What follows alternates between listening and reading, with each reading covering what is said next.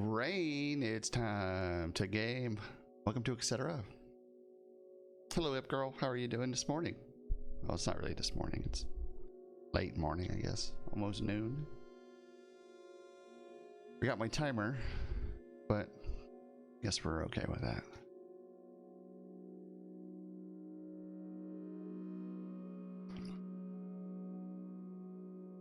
I'm doing okay. I had to redo some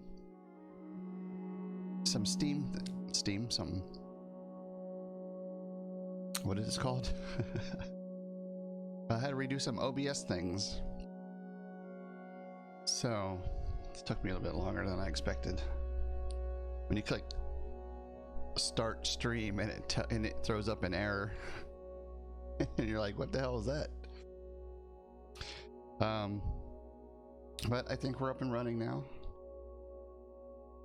I figure we play a little Minecraft today if I can get some in.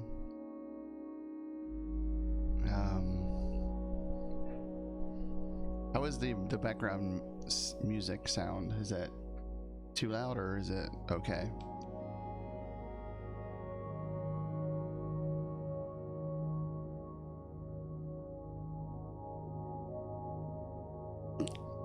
It's all right, as in it could be louder or it could be softer.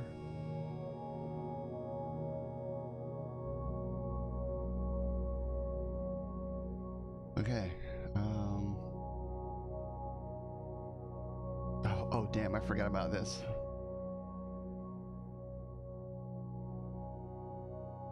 A tad loud.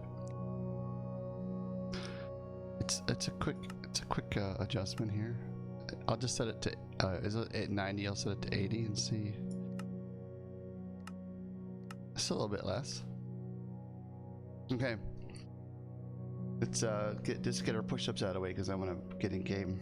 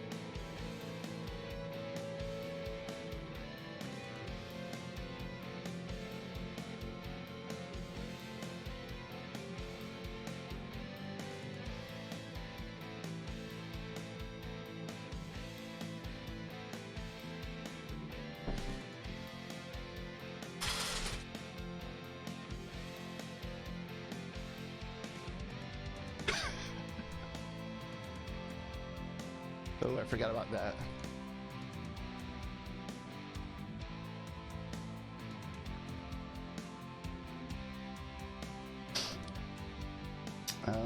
It would be that one probably to turn off Minecraft music. I'm not gonna mess with it. Too bad. Okay.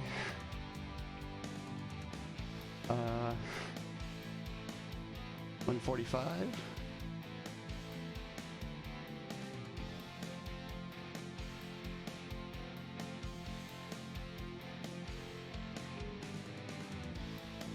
Don't forget, as soon as you get out of bed, do your push-ups.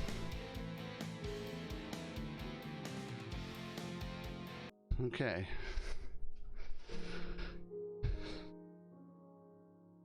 Feed the Beast, the Academy. This is a private server, single player. Excuse me, it's private server multiplayer. Let's see.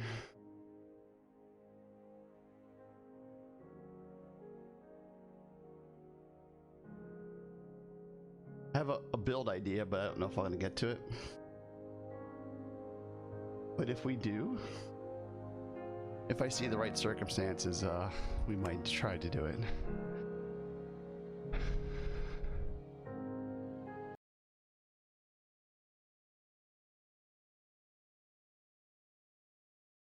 To see how much my network can take. Okay, we are in Feed the Beast to the Academy, which is a beginner starter pack in essence. So, oh my god, how many quests have you been doing? And I'm going to take a quick gander around the area here. I don't think I see what I'm looking for.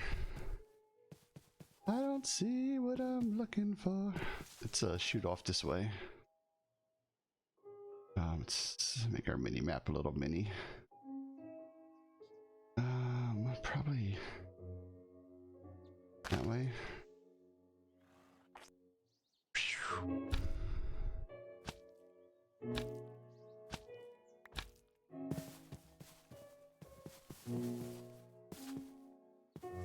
So I was looking for a big mountainous area. I know there's one around here somewhere.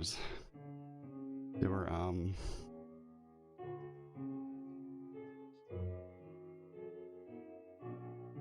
I don't remember what they're called.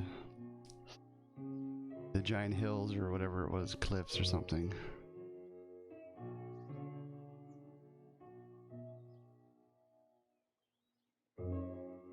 Maybe it was in this area, I'm not sure.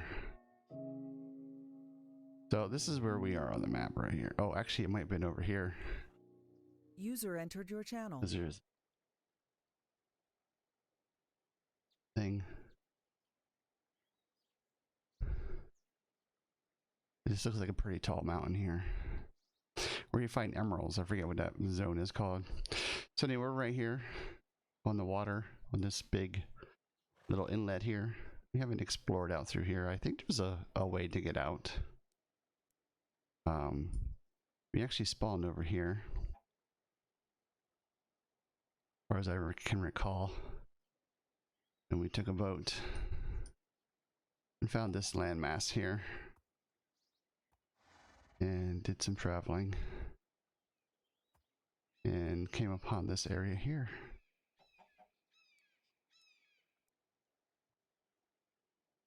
Good morning, Steph. How are you doing?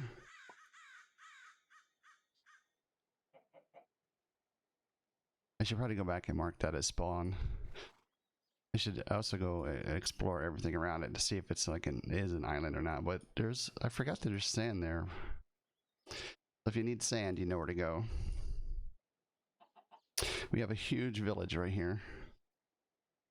And Ip Girl took over this area right here. I'm not going to zoom in too much, but this is a flower biome. She's over here. She's taking over this entire area right here. It's pretty neat. I'm not going to show any of her stuff unless she says user left your channel. We can. Okay. So I have just a basic setup. I'm going to go back to my. Where am I at? There. I'm this way. I always click the wrong way with this. We have slime boots and this thing that shoots us on. So you can fall from any height with these slime boots that I have on, and you just bounce. And then you have this slime slingshot that allows you to do what I just did. You can just look down and just shoot you up in the air. So no fall damage, but you got to get the slimes. And if you go to the slime island, the floating slime islands, there are a bunch. You can scalpel up to them if you want, or you can just wait for the slimes to fall and then fight them, and then get some slimes, get some slime balls. I don't know where I put them. I think those slime balls are in here. So we have just a basic furnaces, some crate, which is I think like equal to 4 chests in one. Iron chest is 2 chests in one. And then our crafting tables, and we have built a smelter already through Tinker's Construct, and we have started, I started some Botania over here. Okay, looking for making sure my horse was still over there. So we have Botania over here, and these are just a basic endo flames that they eat fuel, like charcoal or coal or coal coke and that type of stuff. I think you can do sticks and logs, anything that can burn as a fuel, just about any hard item that you can burn as fuel. They'll eat that and they'll create mana, and that mana spreader spits it into this mana pool, and then I use this to make some armor, special mana steel armor, and then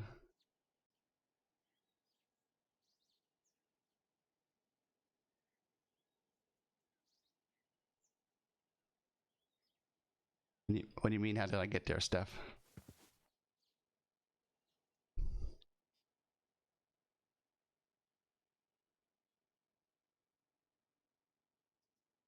Seems very complicated. Not at all. Not at all. It's you just, you know, one step at a time. This is about, and I can I can show you. Which one do we look at? I think it's called.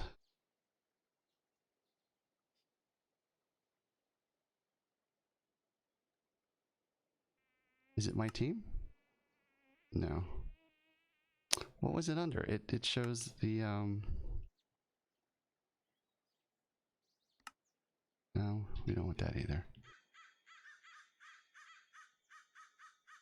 Oh, leaderboards, duh. Time played right here.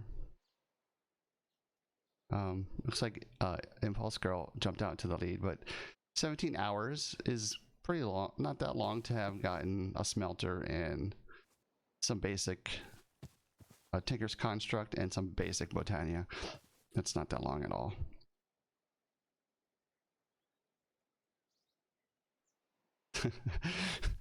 Yeah, if he's on. He is a subscriber, so, and he requested to be on, so I granted him that access. We have a basic farm over here. This is a meadow area, and there's horses all over the place. It's pretty cool. So there's horses all over, and I did tame one of them, and I planted this 4x4 tree here, and gave him a little corral. Found some gold armor in the nether, some gold horse armor, so we gave him that. And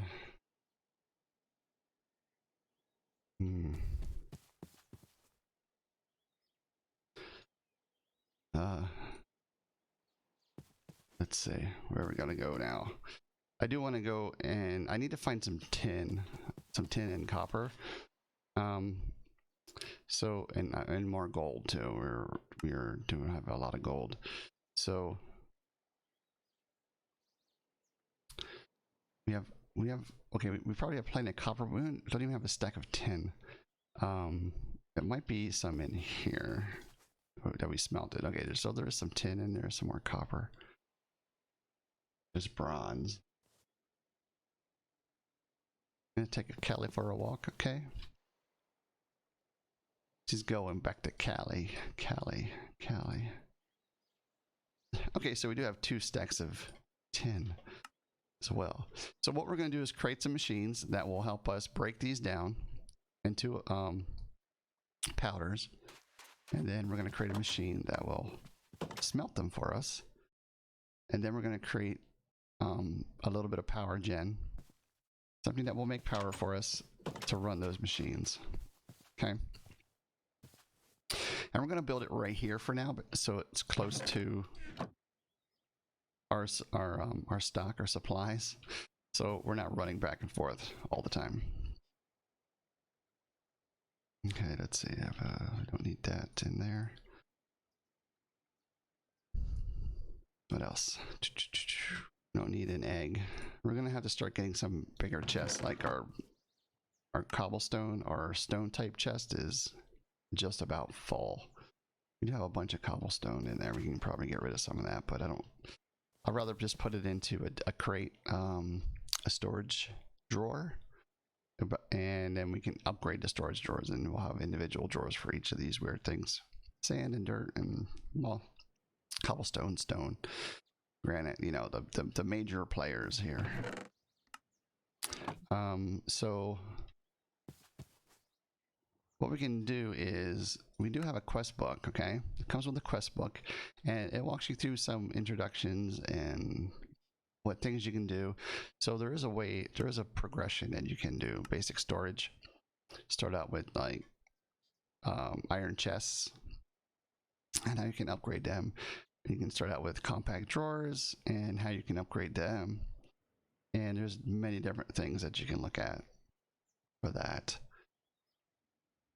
Transportation, moving stuff around.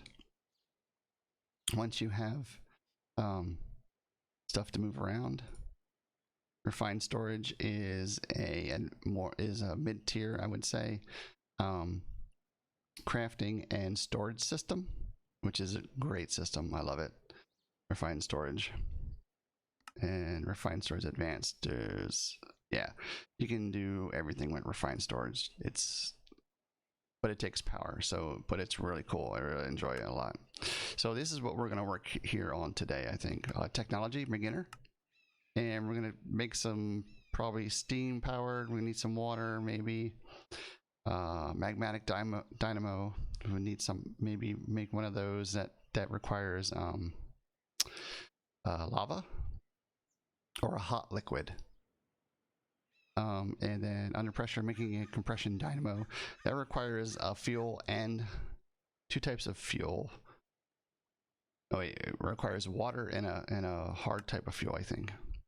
But see, you just click on it and it tells you exactly what it does. So it needs a fuel and then it needs a coolant to do what you want it to do. And it's just so much information in this one. And I think this uses you can use liquid fuel or solid fuel with this one. But we're just going to make a steam powered dynamo.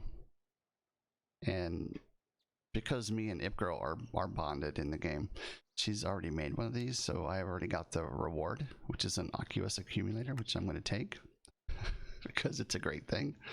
So an aqueous accumulator pulls water from the earth itself. Okay, and before we get into that, we want to make the tool. There is a tool for this, and this is thermal expansion.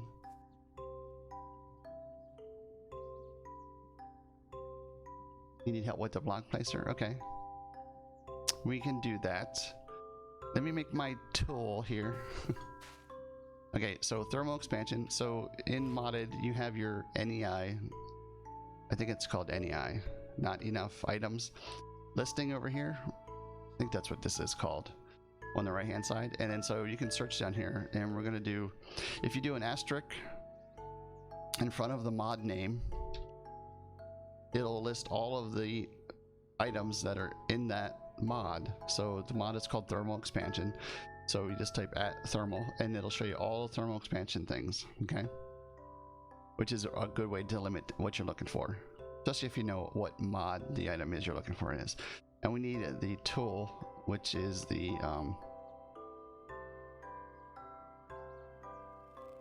crescent hammer. Here it is, crescent hammer. And that requires 3 iron, a tin, and a tin. Okay. So I put a Tinker's crafting station up here next to all of our ores. And so when you click on this, it typically will look to the left of that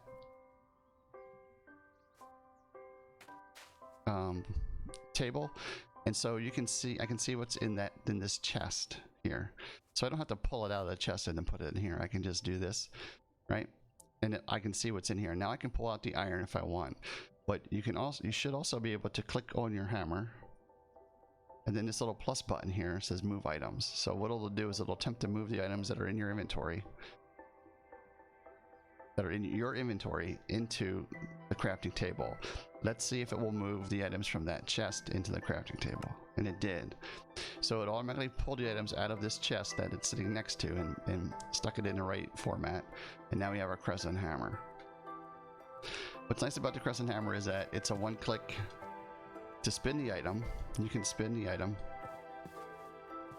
And then shift right click is to pick it up. Okay? And thermal expansion is very nice about not losing your settings and stuff. So if there's stuff in there, it stays in there. So what an aqueous accumulator does is it pulls water from the earth, but you have to give it a little bit of help, right? If I left it like this, it might pull water at a very slow rate. It doesn't require any energy or power to run. It just does it naturally. But if you put pools of water around it, it'll speed it up, right? So for instance, let's say I'm just going to plop it down here into the water, and we'll see what items do I need. So if you can put water under it. So if you were to put water there and then put this on top and then put water on all four sides, you're going to have to leave a side open because you're going to be able typically to extract the water from here, which you need a pipe to do that. So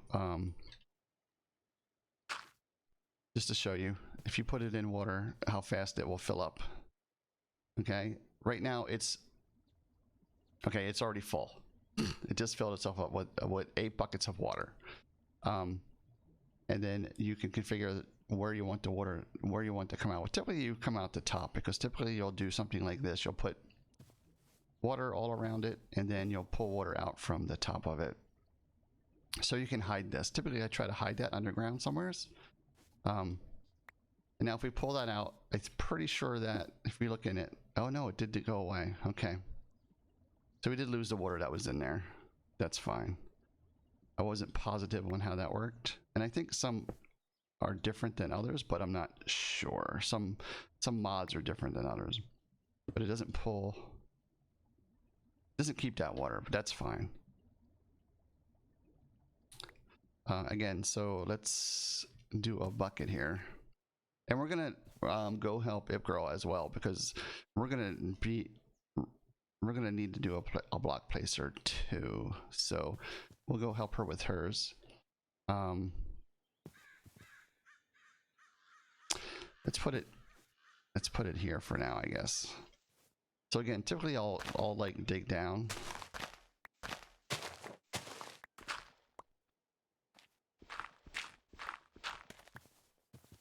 So we're gonna put our first water here, okay, and then we're gonna put that there, and we're gonna put our accumulator there. And so we need 1, 2, 3, 4 more bottles. Now you don't have to have 4 if you don't want. But what happens is the less water around it, the slower it fills, it refills. And if you're pulling water constantly from this thing, you need it to fill up constantly. So having water all around it keeps it full. You got to pull a lot of water out of it to run it, to make it to run it dry. So we're gonna put 4 buckets of water all around here. Oh, I can just pull it from here. I forgot about this thing. Okay, and then we cover this, and then we'll cover this part up. And each of the thermal expansion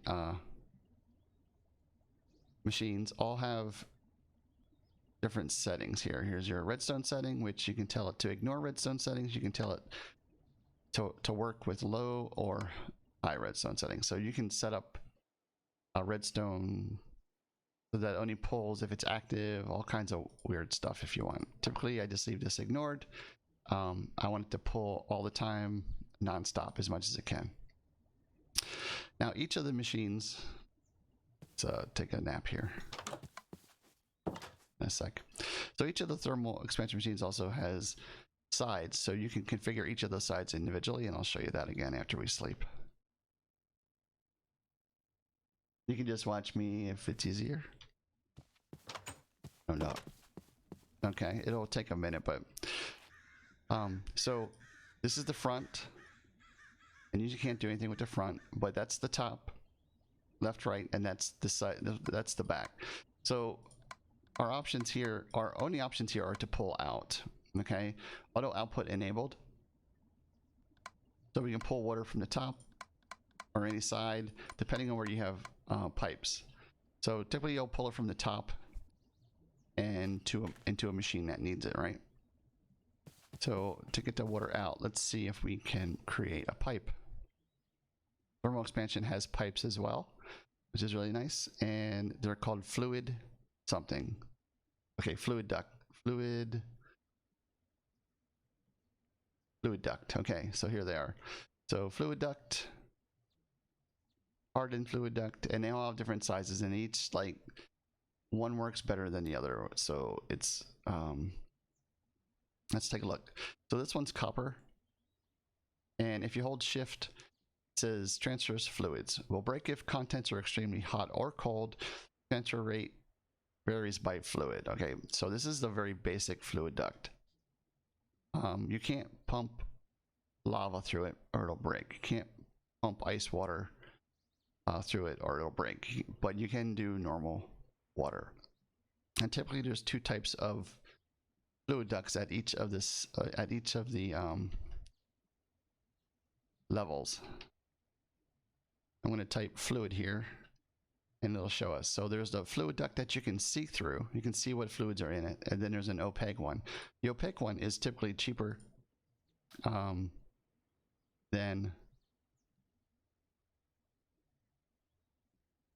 I don't know. Is lead cheaper than a piece of glass?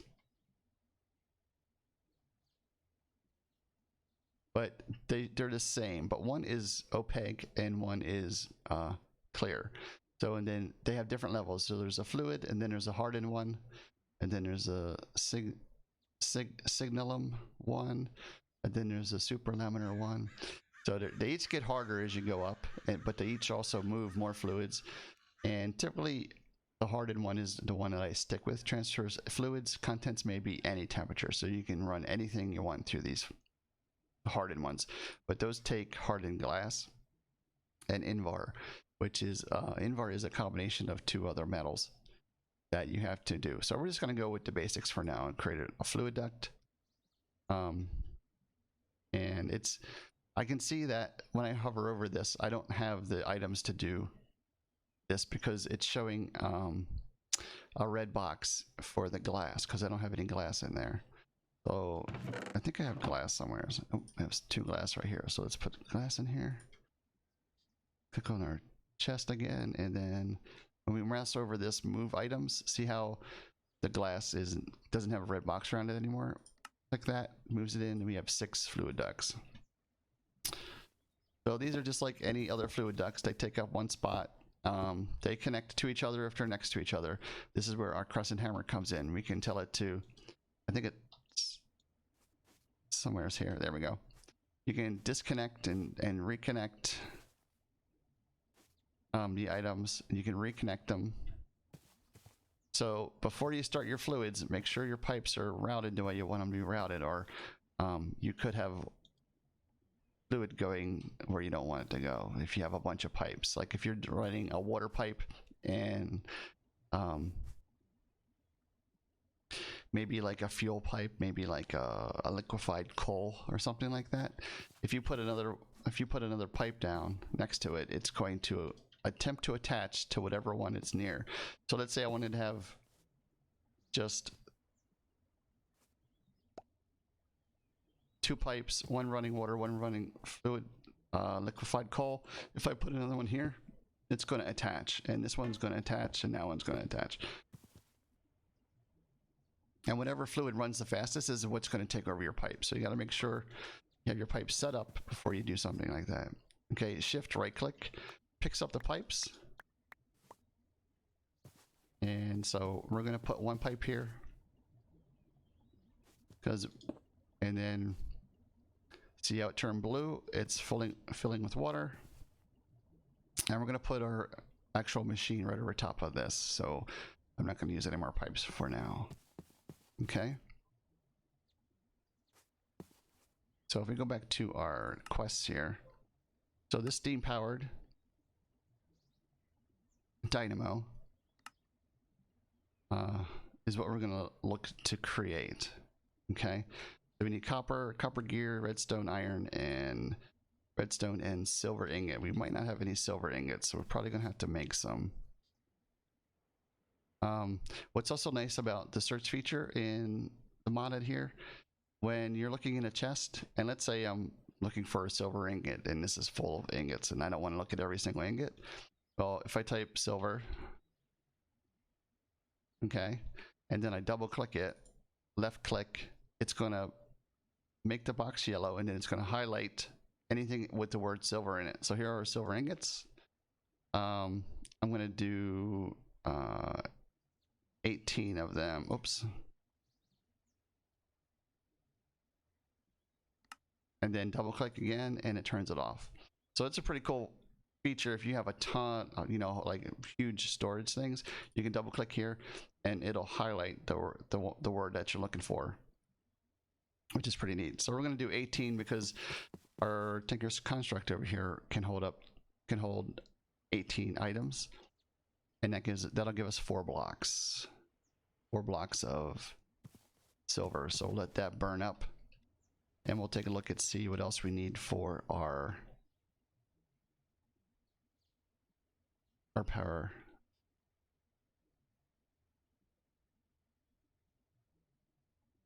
Oops, let's see here. Steam powered. Okay, let's see. So if we type steam down here in our search, and here's the steam dynamo. Click this, and if we cover over the move items, it says there's missing items, and it shows you what's missing. So our copper gear is missing, and our redstone transmission coil is missing. So we need to build those. So I do know we have some copper in there. So I'm going to. This is really cool here as well. Okay, so I'm going to left click the steam dynamo, and I'm going to left click the copper gear because I know I need to build one. Right, that's going to show me the pattern there. Now I tell it to move the items. Dink, dink. Now we have it. Okay, click the steam dynamo, click that. We're missing the silver. That's what we're waiting for. If you want to go back, if you hit your backspace key, it'll take you back to the previous pattern that it just showed you. So again, we're just waiting for the silver so we can create that. And silver is completely melted, and in a Tinker's construct smeltery, click the item you want to go to the bottom. Now this is what's going to drain. So I already have a casting basin here, and this will create a block of whatever item I put into it. So we click the little seared faucet here,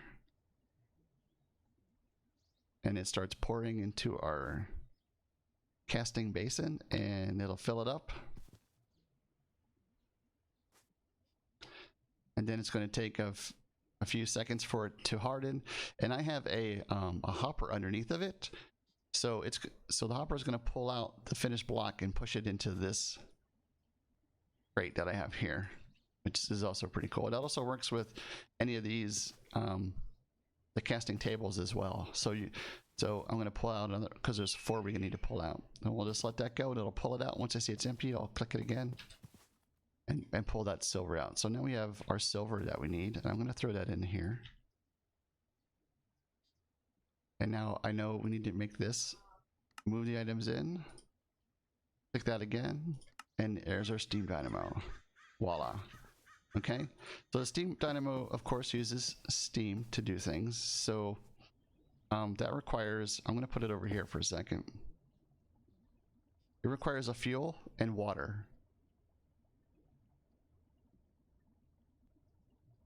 Oh, a hopper, that's genius. Hey, Guitar, how are you doing, sir? Welcome.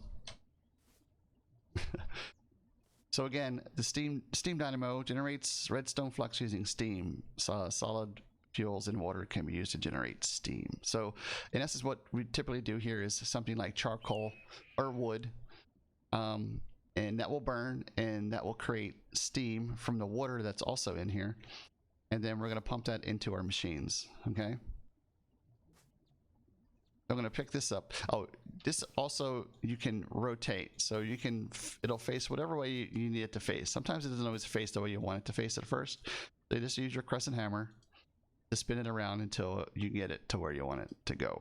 All right, so we're going to put this here, and I'm going to have it face this way.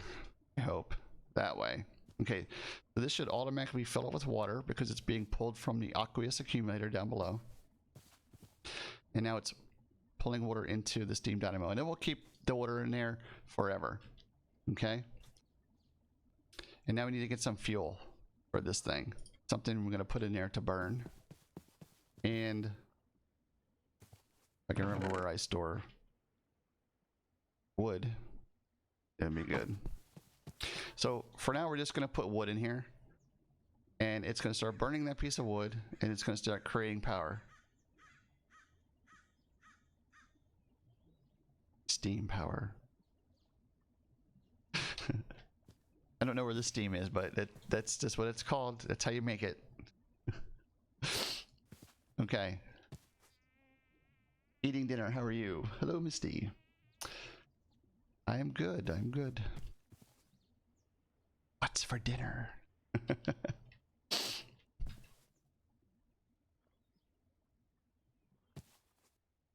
Okay, so our next block machine we're going to create is a machine that allows us to double our ores. The smelter will double your ore as well. If you put a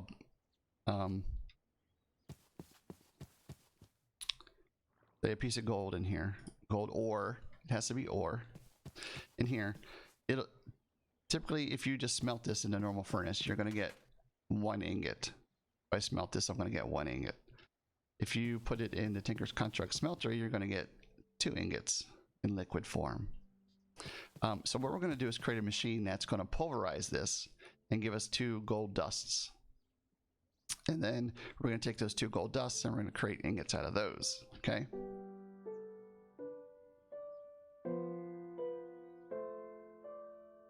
Indian, no more Chinese.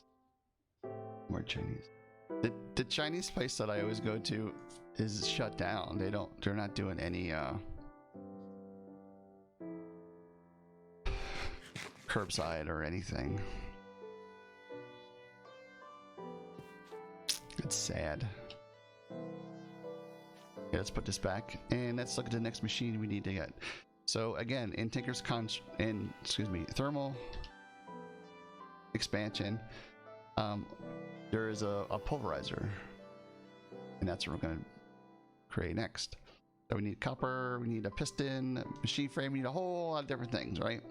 And again, this is pretty easy if you have the ingots and you have the items, right?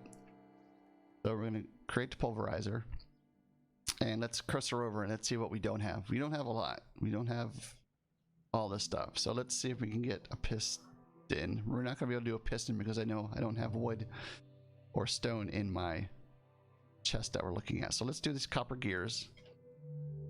Okay, so if I click this plus, it's only going to move 4 pieces of copper into the thing, and I need 2 gears. So if you hold shift and click the plus, it'll move as many as it can into the crafting station, and then we can just make the 2 gears, and then we can tell it to clear the grid, and it'll give it back to us, but we're just going to put it back in there.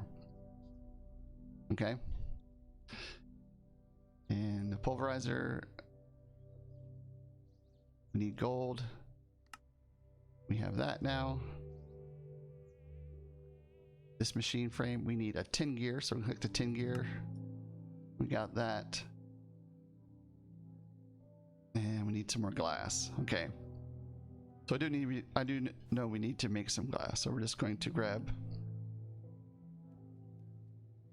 8 pieces of glass and throw that in here. 8 pieces of sand.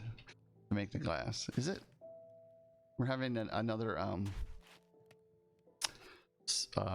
lunar eclipse. Is that what that? Which one? When the moon goes in front of the sun, what is that? A lunar eclipse? Or is that a solar eclipse? Chinese.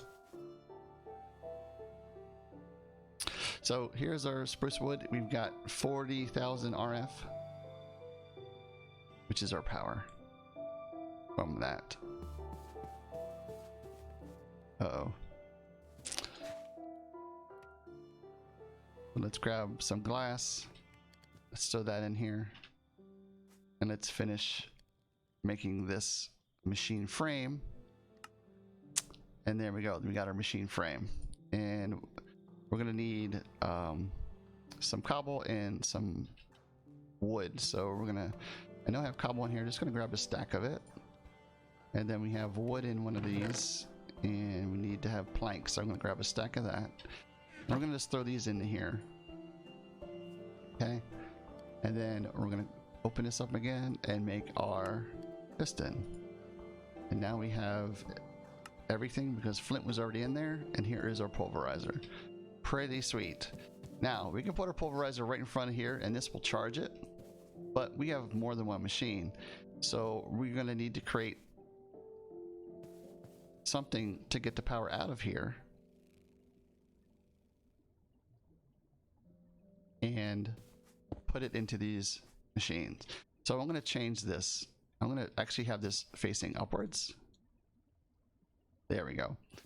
So that I can run power across that way. I think. Okay. So again, once again, in our thermal expansion mod, it has everything that you need. It has so much stuff. So what we're looking for now is flux duct. Okay, and here's our first flux duct here, leadstone flux duct, and this transfers 1000 RF per tick and is the basic starting block for moving energy. And again, there's the basic flux duct, there's hardened, redstone, signalum, and resonant. And they're all better and more expensive as you go up, right? So we're just going to start again with the basic. And this is going to require some redstone, some more lead, another piece of glass to make this. And we are missing lead, okay? So I know we have lead in here somewheres.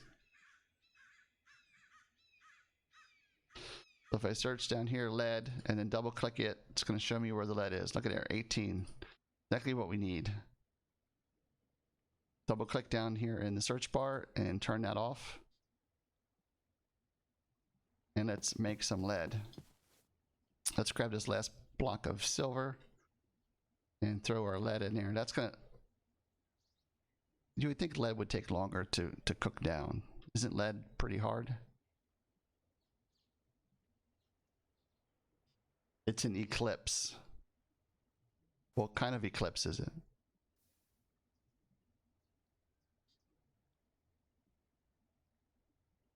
Oh, lead takes a long time to cool. Okay. So here's our lead. I moved it to the bottom by clicking it. And we're going to pour it out. We're going to grab our silver blocks that we have. And we're going to break those down. And we're going to put those in here. Because typically we don't need blocks of stuff. Typically. Though you will need it. And we're getting low on lava.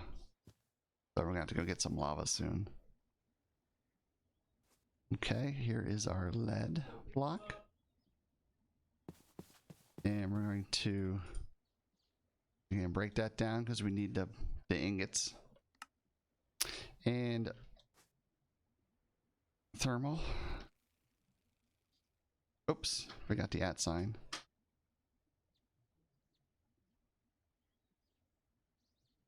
So flux duct is what transfers our energy. And we're going to grab 6 of those. Okay. I guess we're just going to go like this. Okay. So what I'm thinking is,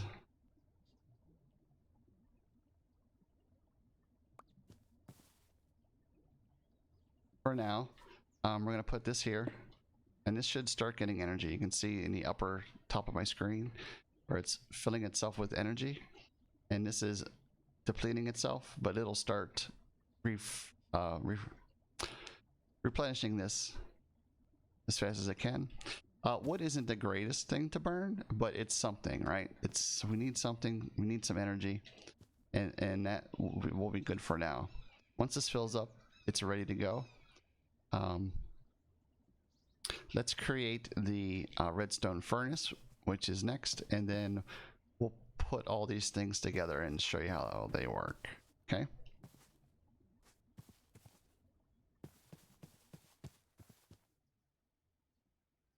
Again, the redstone furnace is just like your normal Minecraft furnace, except it uses power and it's more powerful. It's faster. You can make it faster. You can make it do different things.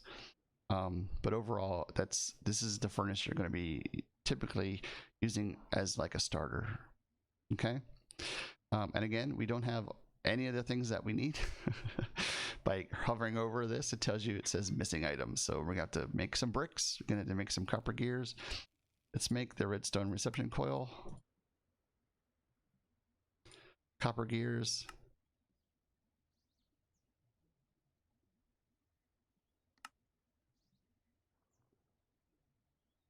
And we're going to need a tin gear for that.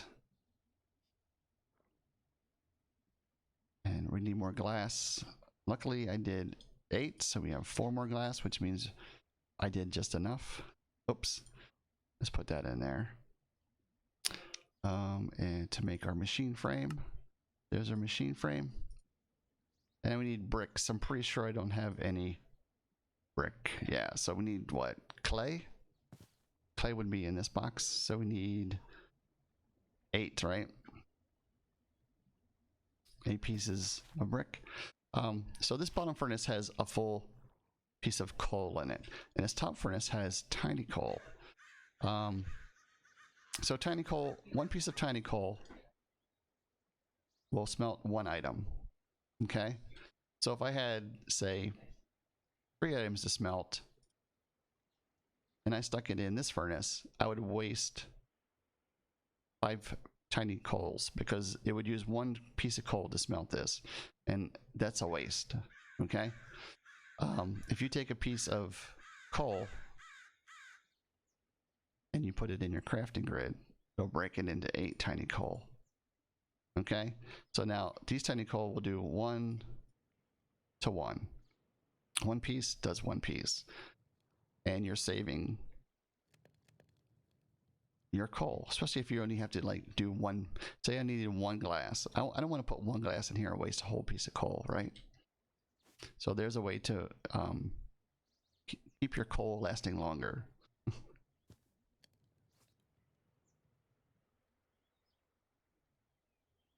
Oh, that takes time to cool. Let's see.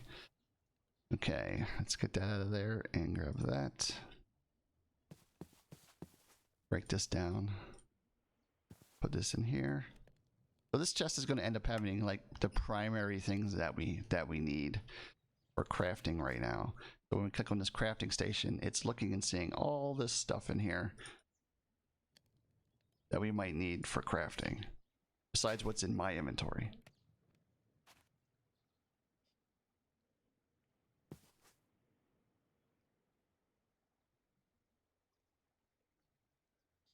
Baked rice with stir-fried beef, veggies, soy sauce, potato sauce, lots of spice, fresh garlic, and prawn crackers. Can you see my mouth watering right now? Oh my gosh. Okay. So we have our 2 bricks that we need. I'm just going to leave them in my inventory. And we're going to look at our redstone furnace, and we should have move everything. Everything's there, and there we have our redstone furnace. Okay. Same thing, holds power here. Augments, so you can do different things with it. Augments depend on the level of redstone furnace that you have. There's 4 different levels, I think, of redstone furnace. Your redstone control again, so you can tell it, you can in essence program it with redstone, you know, like only come on if this is that, or a redstone signal. You redstone people know how that works. I don't. And then our configuration of in and outs, and where items come in, where items go out. I will show you that, and it'll be very basic. So, our pulverizer. Okay, what I like to do is, if you shift left click on the face of the pulverizer in the configuration here, it removes everything. Okay, because we want to understand how this works. Okay, so auto input enabled means that it'll attempt to pull from a chest. Auto output enabled means it's going to automatically output an item if you want it to. Okay, so I was going to put a chest under here, but if I put a chest under here, a normal chest, you can't open a chest because there's a block above. So let's grab a chest, just a basic chest from our wood. Here we have one here, and let's say we're going to put the chest on this side, right? So what I want to do is put all the items that I want my pulverizer to pulverize into that chest. So let's just grab a few and see what we do. So let's grab the silver for now. And we're going to put it in this chest. We're going to go, okay, nothing's happening. Doesn't work. What's going on? I got power. So what we need to do is tell this pulverizer what to do. So that chest is to the left of the front of the face, so this left side, auto input. Okay, all I did was click that, and you see how it's blue here? It's also blue here, so it automatically pulled in. It's going to automatically pull in anything that it can from this chest and start pulverizing it. Okay, now there's 2 slots here because sometimes when you pulverize something, you'll get a bonus piece of something. And different ores have different bonus outputs. Oh, there we go, pulverized lead. So not only did we get 2 silver, we got an extra lead. Okay. So they're like, great. Now what are we gonna do? Well, I know everything I put in this chest. I'm planning on everything I put in this chest. I want pulverized, and then I want it turned into ingots. This is going to be my ore chest in essence. Whenever I go mining, I'm going to come up here and throw all my ore into this chest, and this thing's just going to start pulverizing it. And then I want this thing to turn it into an ingot. So let's grab another chest because we need an output chest as well, right? So we're just going to grab another basic chest. And again, let's pick our redstone furnace up with our crescent hammer, shift right. Actually, I'm gonna turn all these off first because I want to again walk you through this. So we shift right click on that to pick it up, and we're gonna put our chest here so it gets power. It's gonna start getting power. Hopefully we have enough to do all this stuff. It's gonna take a little bit for it to get, in essence, maxed out, but hopefully we have enough that this steam dynamo with spruce wood will be able to produce enough power for us to do these simple smelting processes. Yes, there's even an upgrade that you can get later on that will increase the number that you get here, the number of extra items that you might get. Okay, so again, everything's being pulverized, and now we're like, okay, so from the pulverizer, we want to send this into the redstone furnace. Like, okay, well, output. So we want this box here to output on the right hand side, because orange is output. And I just think of it as like, look at these things here. Okay, so this is auto output enabled, the same color. Orange is orange, and blue is input. Blue input, auto input. Blue is input. So things are going into this slot, and we're telling this slot to send things out on the right hand side. Okay, but nothing's happening. Again, this is correct. And see how this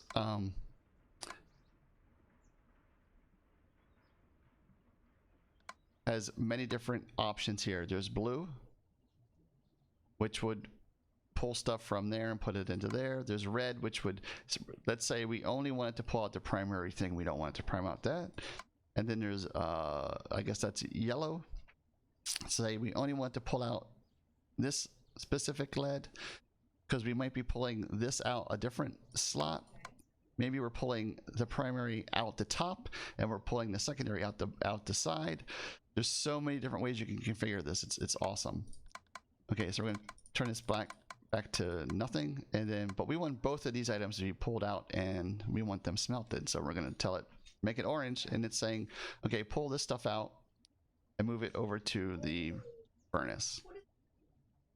Okay, I always turn these on, auto input enabled and auto output enabled, so that if you don't, it's not going to. You'll have to force it in with a servo or something else. You'll have to force the items into that. But if you tell it to auto input, then it will do it for you.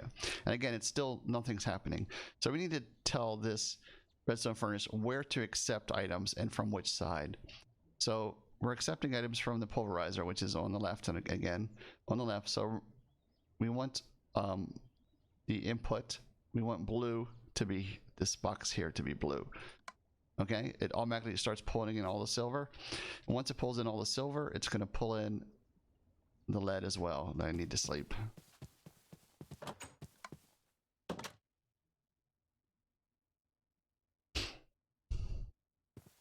Okay. Okay, and then once that's finished, we need to figure out, okay, where is this silver going to go? Because once this is finished, it's not going to pull in, it's not going to be able to convert the lead until this is empty. So we have to get this empty. So again, where are we going to put that? And that's what our other chest is for. But right now, we're just going to put a secondary chest here, or second chest there. And again, we're going to tell the redstone furnace to output, which would be orange, to the right, and wham, it throws it into our chest here. Now, all we have to do is throw our ores in here, our primary ores that we know that can be pulverized, and this is going to walk through, and the next thing we'll have is a chest full of ingots.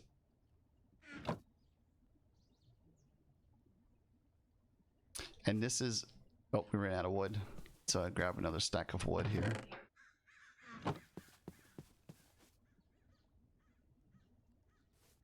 So that we start making more power. And I'm going to throw this silver in there. And there we go.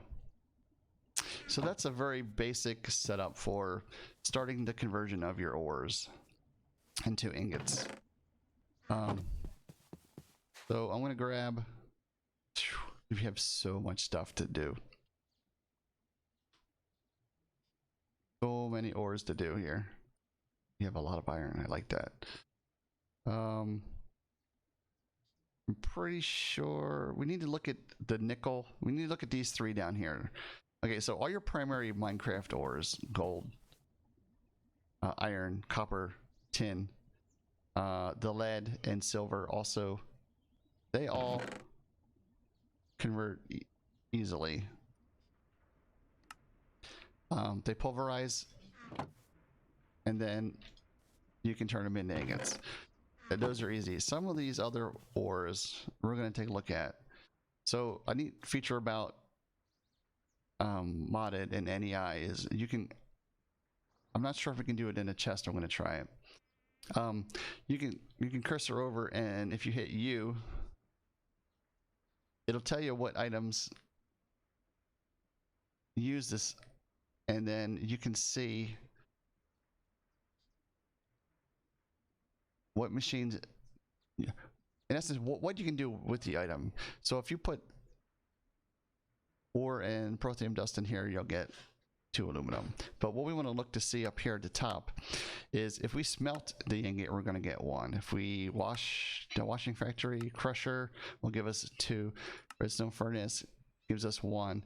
We're looking for the pulverizer. So here's a pulverizer. So if we put aluminum into the pulverizer, we're going to get 2 with a 10% chance to get pulverized iron. So that one is good to go, right? We don't have to worry about that item. So aluminum can be put in there, box over. So let's look at nickel. And we'll hit the U again. And then we're going to look for the pulverizer. And this says, yes, nickel can be pulverized. 2 nickel and a possible 10% chance of platinum. Okay, so we're going to move that down there. And let's look at U. And then we're going to go again. Look for the pulverizer.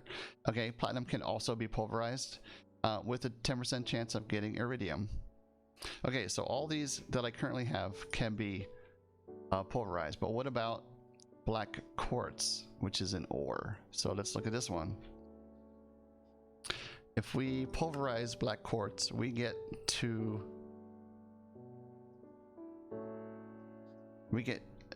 black quartz. If we pulverize black quartz ore, we get 2 black quartz. So if I hit U on that, if we pulverize that, it's going to turn into crushed black quartz. Do we need to do that? I don't think we do. It's not an ingot, right? So we don't want to put black quartz into our current system because it's going to crush it, and then it's going to turn it into dust, right? Is that how it goes? If I crush it, it turns it into black quartz. If I smelt it, it turns it into black quartz. If I pulverize it, it turns into 2 black quartz if I melt it. So I'm wasting energy here, right? So at this point in time, I'm not going to put black quartz into the pulverizer, because if I put it into pulverizer, 2 black quartz, I can't do anything with it, and it's going to get stuck. It's not going to go into the redstone furnace. This black quartz isn't going to go into a redstone furnace. It's going to get stuck. It's going to block the system. These cobalt ores and ardite ores are Tinker's Construct ores, and 95% of the time you're going to just want to put those into the smeltery, into the Tinker Constructs smeltery, because that uses special patterns that you'll want to use to make items for your tools and stuff. You can put it into, I'm pretty sure. Oh, it won't let you put it into the pulverizer. So you can't break this down. You can put it in a redstone furnace to make an ingot. An induction smelter, which is maybe like a second tier item that will make 2 ingots for you. But if you just throw it into the smeltery over there, it'll make 2 ingots, and then you can use it how you want. So I don't put cobalt ore and ardite ore into my system. Okay, so these are the ones I don't put in there.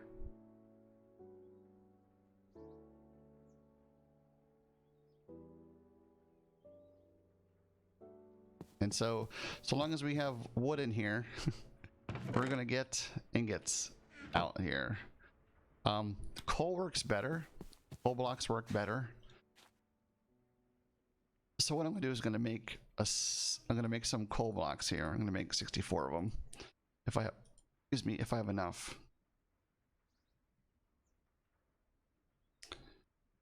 Look at that, I just have enough from all that mining I did. So I now have 64 coal blocks. Now this is gonna burn 9 times longer than that wood. Okay, so 1 coal block should make enough energy to continue this running and finish up smelting all this ore.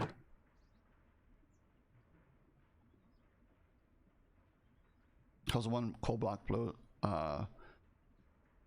240 RF.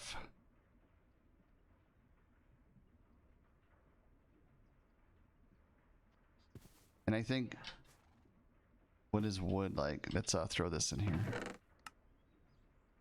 Okay. I don't know if this tells us how much what wood does. Not until you stick it in there. Let's see. Let's just swap this out for a sec. What does this say? 303 RF per tick. Or 240 RF.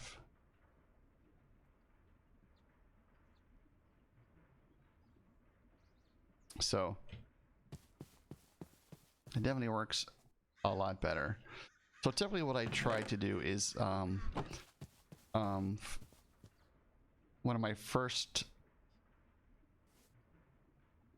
energy producing things besides the steam dynamo to use this to make power. I like using tree farms, and then I convert the tree farms.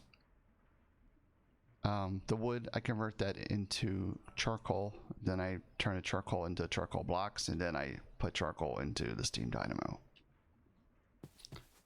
Because trees are, I can grow more trees. I can't grow more charcoal. I mean, I can't grow more coal. I have to go searching for that, hunting for that. But with a tree farm, I can create tree after tree after tree after tree. You need to redo your entire system. Why? You did it differently? Is it working? There are many different systems. Another system using industrial foregoing is to pull sap from trees, or use a petrified fuel generator, or a fuel, not that one's the higher one. There's another one. There's another fuel generator, I think, right? Resourceful fuel generator. And that uses woods, but it burns 3 items at a time. The resourceful one, which requires plastic. And maybe, is that what you went? I think that's the way you went. You didn't do it efficiently. But you need plastic. And plastic you need to make, you need wood. And I think that's where you need to get your block placer, right? So, because industrial foregoing has tons of machines that will help you with like farming and animals and tree fluid, block placer. Yeah, is this what you're using? You're probably using that. Potion brewers, mob crushers, enchantment applicators. It has so many good things in here that you can build and get running. So yeah.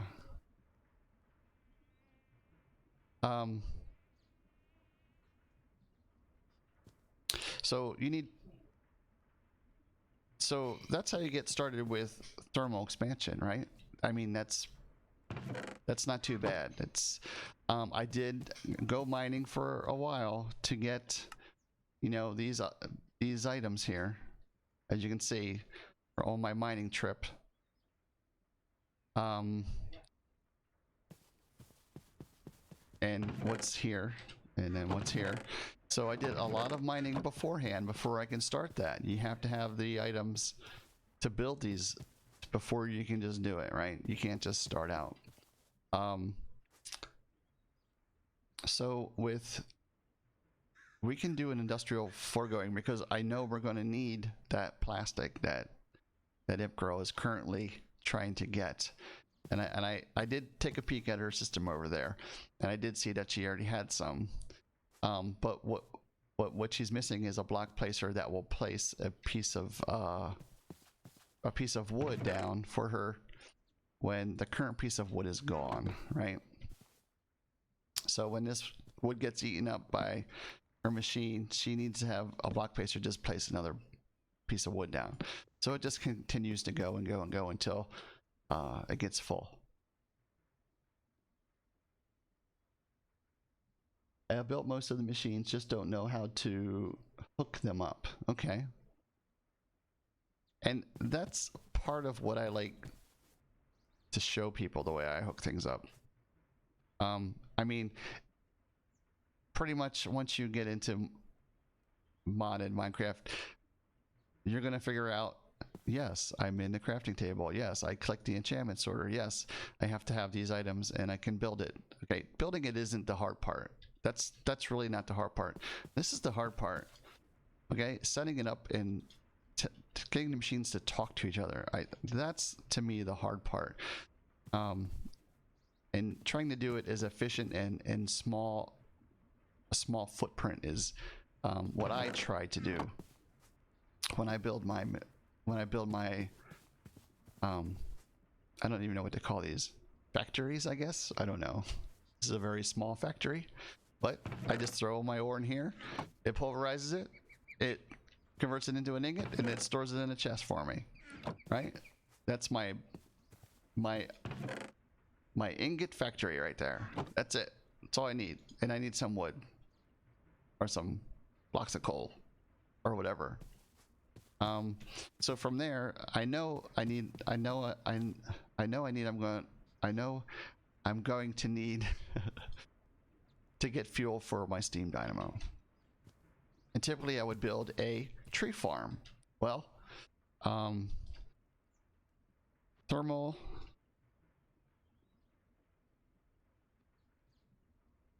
dynamics doesn't have a tree farm. I've already looked. I know it doesn't have one. We have to use industrial foregoing.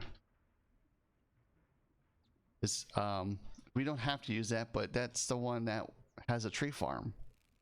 It has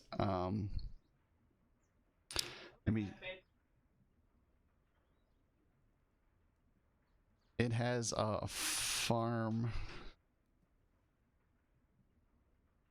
Let's see if we can find it.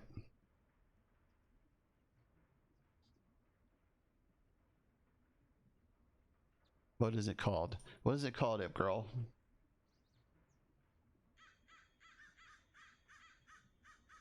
I thought it was farm. It's gonna make me look through all these and see what it is. Okay, a plant gatherer, fertilizer, sour. Okay, so it's called plant. Okay, so a plant sour is an item that will plant and look, so I clicked it here, and up here it tells me this is the industrial foregoing book, so I need plastic. Okay, so this is when provided with power and fertilizer, it will bone meal crops and saplings. So the plant fertilizer will fertilize plants for me if I want it to. Okay, let's look at this one here, the plant sour. Okay, the plant sour, it plants seeds and saplings to be gathered in the plant gatherer. You can lock the slots to it. Okay, so this will replant, say, corn or potatoes or trees. So it'll take saplings and it'll plant the sapling, and then it'll grow. And then once the tree is gone, it'll plant another sapling, and or you can do the same thing with food like potatoes and carrots and wheat. This is what we'll plant that, but I do need to have plastic. What is that?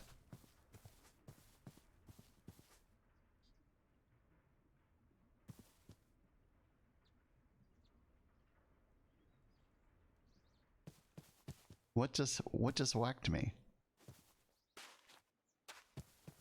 I saw bubbles off to the side of me, and then I got whacked. Is that Ip Girl Invis or something?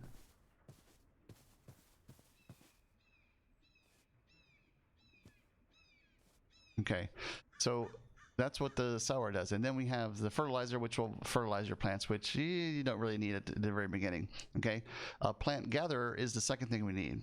This will harvest the trees and or the potatoes and carrots after they're fully grown for us. And again, when provided with power, it will harvest fully grown crops and chop down trees. This includes pumpkins, melons, and netherwort. Each operation will produce a little bit of sludge that can be used in other things. And you can click on the book here and it'll show you the actual book and it'll tell you everything that they can tell you. Okay?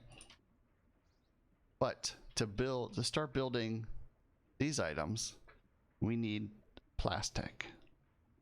Plastic is specific to industrial foregoing, and you have to use machines to make this plastic. Leather I can get, machine casing I can get, right? Iron gears I can get, redstone I can get, glass bottles I can make myself. So plastic I cannot make unless I have dried rubber. Okay, so this is how you look to see what you need, right?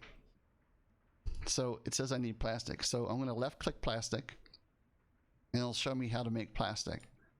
Okay, so to make plastic I need dry rubber in a smelter that I can smelt, or in a redstone furnace. Okay, either one will work.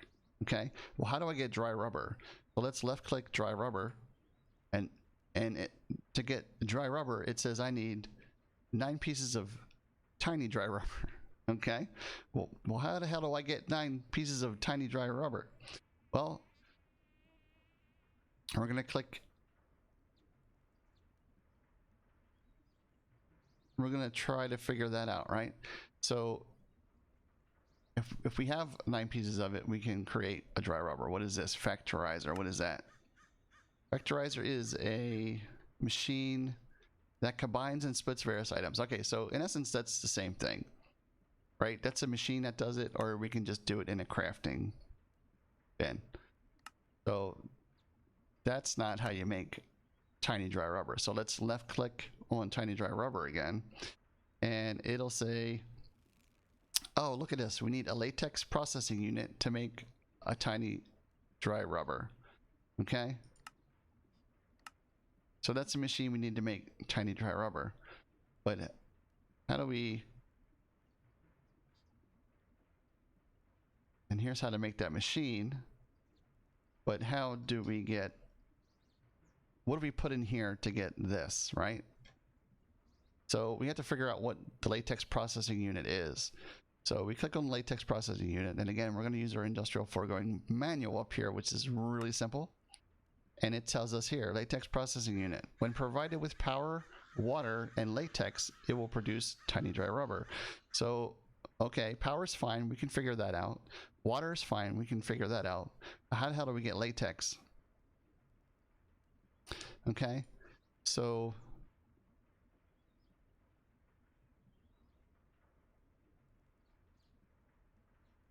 let's go into the manual entry and look at the book and see if it tells us anything else. Okay,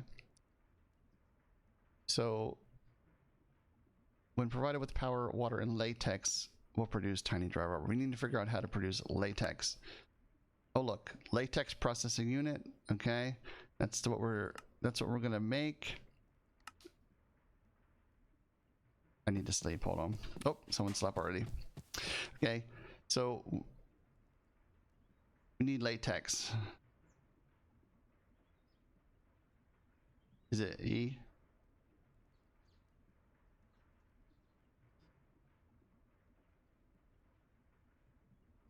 Okay, so latex. So this is the processing unit that processes the latex, but how do we get the latex? So I click on latex up here, and so we need a tree fluid extractor to get latex. Okay, so a tree fluid extractor with a piece of wood, with a log, will create 3 millibuckets of latex. So, and it looks like about any type of log will create latex. And it looks like Arcadia wood will produce the most latex per log. But 48, 32, dark wood makes 3,200 millibuckets. Acacia wood makes 48, so, and then the rest 1,600, 1,600, 1,600, 1,600, 16, 16, 16. Yeah. So if you want to do dark oak wood, that'll create, what, twice as much? And acacia creates 3 times as much? Or you can just do spruce wood or oak wood. I prefer spruce wood because spruce trees grow very tall and are very compact and will grow in a 4x4 when they grow. And they typically produce a good number of saplings as well when they're chopped. And they produce a ton of wood when they're chopped. So typically I will create spruce trees like that over there, 4x4 spruce trees, and then for my tree farm. How do you apply an augment to the pulverizer? These augments, you have to upgrade your pulverizer first before you can add an augment. Okay, so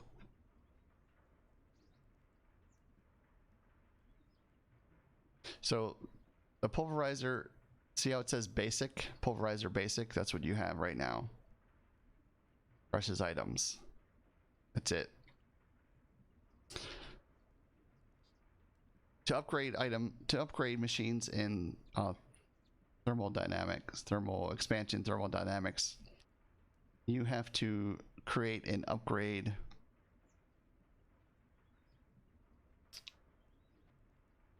kit. Okay, incrementally upgrades a block, requires tier immediately preceding. So right now you have a basic pulverizer, so you would have to create this upgrade kit, which requires Invar, bronze, and redstone, and that would upgrade it to its next tier. Upgrading it to its next tier will unlock 1 augment slot on your pulverizer.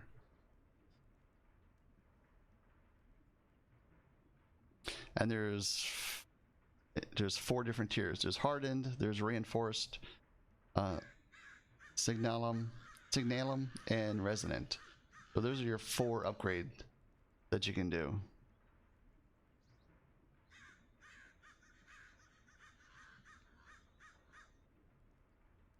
And then those upgrade slots, what is it called? Augment? Okay, so in those upgrade slots, there's augments you can put. So these are the different augments, and depending on what machine you have, depends on what, like this one here, auxiliary sieve, secondary output, increases the chance of a secondary product. So that's the one you would want. Auxiliary sieve. Additional energy is required for this operation. And that's bronze, and then this redstone servo, which is pretty easy. Bronze you'll have to make because it's a combination of 2 different ingots, ores. So yeah. Okay, so back to latex. Okay, so we need to build a tree fluid extractor to do that. So that's pretty easy. Stone, a furnace, an iron gear. So tree fluid extractor. Let's see if we can, I know we don't have any stone over there, so I'm going to grab a stack of stone and drop that over here as well. And let's see if we have, I'm going to pull these ingots over, throw them in here. Okay, so we need a tree fluid extractor.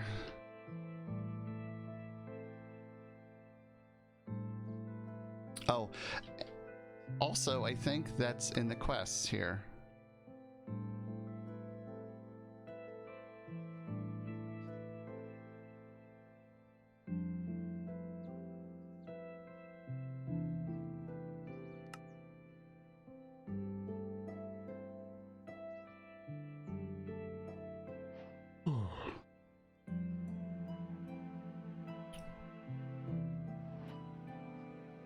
Make a pulverizer.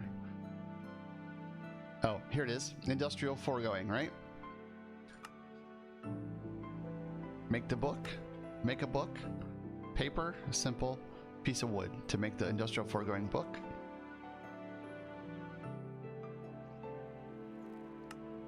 And then here's rubber. Make some plastic. The tree fluid extractor will generate. So if you go through these different ones, you'll be able to find, you know, the steps to do that. So you need a tree fluid extractor and a latex processing unit. An auto placer. It gives you the auto placer. Sweet. That means I don't have to build it. Okay.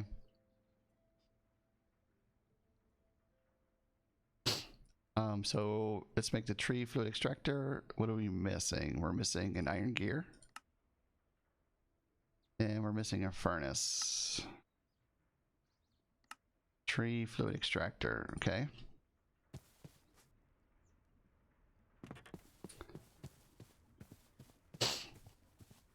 Let's put it, we're just gonna put it there for now. Really? It faced that way? Can I spin it with this? Oh, my crescent wrench will spin it. Okay.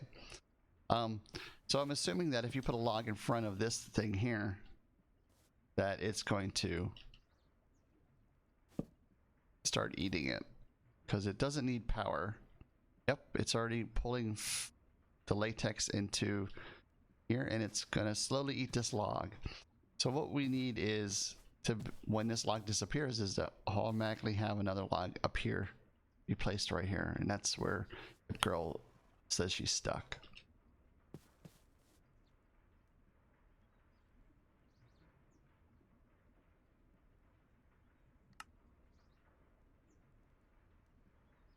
Okay, so we made that. Let's make the latex processing unit.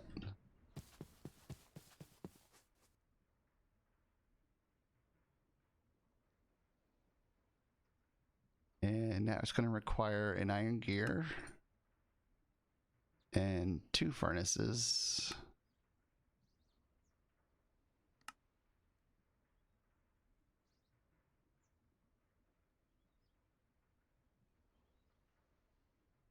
And a machine casing, which is, we need a block of redstone. And here's our machine casing, and now here is our latex processing unit. Let's take a look and see what this requires. I think this requires energy as well. I'm going to put this up 1 so that I can just run power to it if it needs power. And it does, it needs power. So we'll just add some power to it.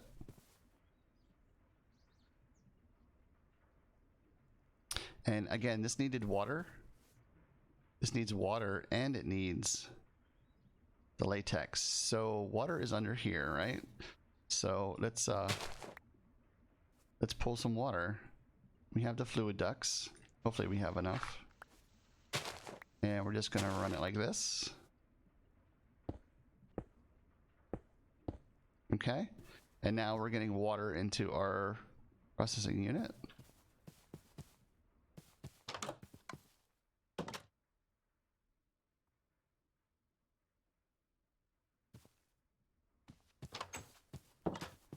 And now we need to get the latex into here to make our tiny dry rubbers. So here's latex. So what we're going to do is, well, we're just going to pump out. We're going to need to make some more of these fluid ducts. We're going to pump out the latex from here and push it into the processing unit. So we need to make some more fluid ducts, which are here, and we're missing glass again. let's just smell a stack of sand. All right, just do it and get it over with. We'll grab this one.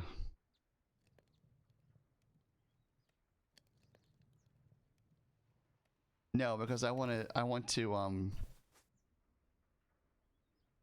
make the items. It's just bonus if I get them. Okay. Okay. So the difference between thermal and industrial craft is that industrial craft does not do any automatic pulling or pushing of items. Okay. You have to tell the pipe what to do, in essence. Okay, so to tell this pipe coming to pull this fluid out, I have to use a fluid duct, and I have to use what they call our servos. Okay, so a servo attaches to the pipe and extracts items, fluids from something. So in essence, the servo is going to extract the fluid from this tree fluid extractor and push it into the pipe, and then it's going to go into here. Okay, let's see. You think I get a bunch that way?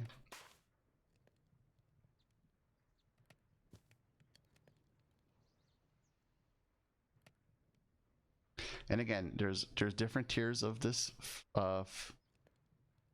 fluid extractor servo, this servo. And we're just going to do the first tier, which requires an iron ingots, and we don't have any iron ingots. We do have any glass either. I'm sure it's any glass, piece of glass. So we're going to have to grab some ingots and create iron nuggets. So here's a quick thing that is also in here. Like if you scroll up on an item, it puts one into my inventory. If you scroll down with your mouse wheel, it'll pull it out. So if we do 2 scrolls up, and then we can convert those into ingots, into nuggets, and we'll have enough. We're also going to need the glass, okay, which is still cooking. So we'll grab that out of there, and we have our servo, and we grab our servo, and we're just going to do one for now. I'm not sure how many we're going to exactly need. So this servo, you right click,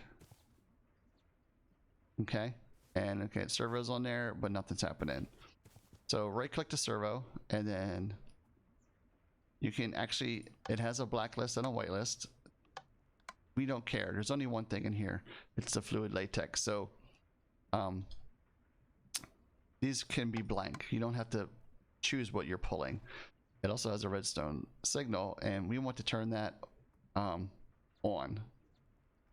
Okay, and I just click high. Oh, wait. Let me rephrase that. Sorry.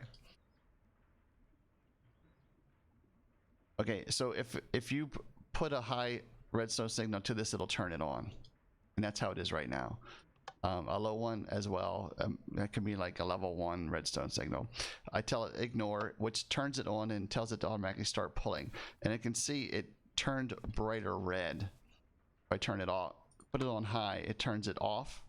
It's waiting for a high redstone signal before it turns on. But we're going to tell it to ignore, and that way it'll just pull all the fluid latex it can into the pipe, and it's going to pump it into here, and this is already creating the tiny rubber. Okay, and see how this block is getting all degraded, like it's being chopped.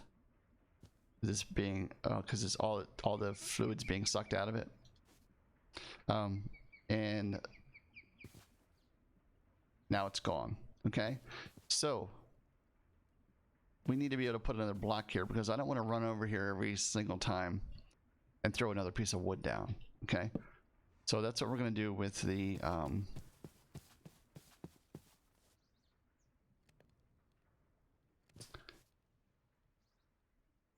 block placer. And because I was following this here, I created a fluid extractor, I created a latex processing unit. My reward is an auto placer, so I'm going to pick that up now. Okay, and again, the auto placer, I mean, this is the simple part, right? There's auto breakers, auto placers, auto precision droppers. So, you know, this is what you need to build it. But we got one for free. I think there's other like placers as well. Okay, so industrial foregoing has its own placer, block placer, because this auto placer is actually additions. That's a different mod. That's from a different mod where you would have to learn how to make Polaris crystal, and it's a whole nother setup that you have to go through to use that auto placer. So we're going to continue using the industrial foregoing, and we're going to make, looks like 3 droppers. It needs plastic and a machine casing. Okay, well, let's see. Like I said, we could use this auto placer, but that's actually additions, and that requires a whole new set of machines, base machines, to create that. So let's continue with industrial foregoing, and let's make these items. So we need 3 of these.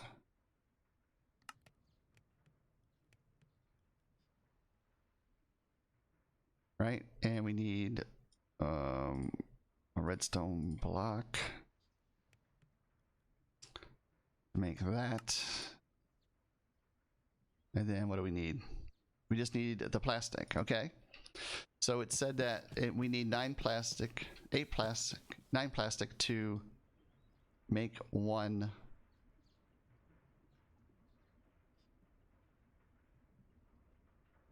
we need what, 1 more.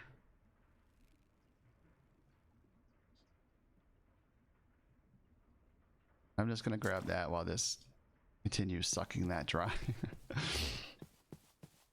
Okay, so we need 9 tinies to make 1 dry rubber, and we need 3 more of that, and then 3 dry rubbers will make 3 plastic, and I'm going to put these into here for now and let them cook up to make the plastic. We need actually 4, so we need 1 more. Just throw that glass up there real quick.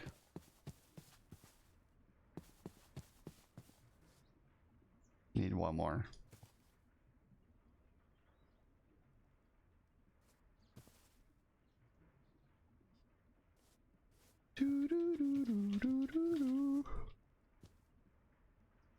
Ugh.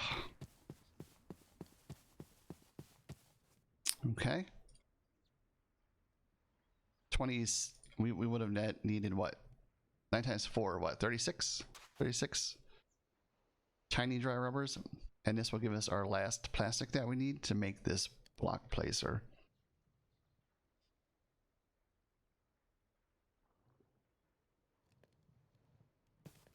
Oops. Let's make the block placer.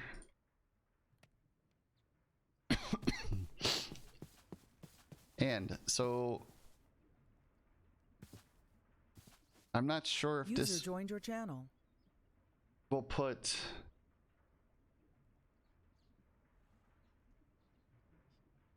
let's look at this first. Okay, so there's a ton of slots in here. And I'm assuming whenever you put in a slot,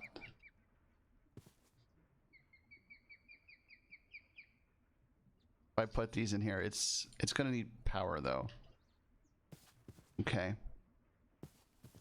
It's just gonna place the block boop, on the ground right there, whatever's here.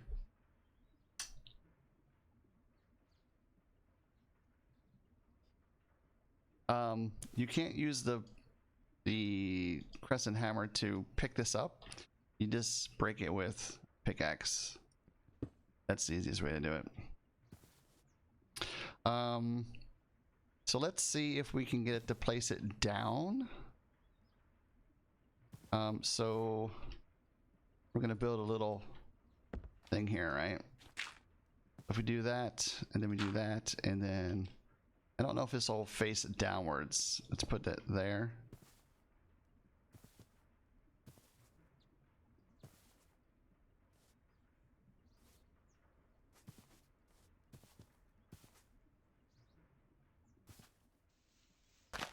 You might have to hit the bottom of it. I'm gonna break this for now. This piece of wood. See if we can have it place it downwards.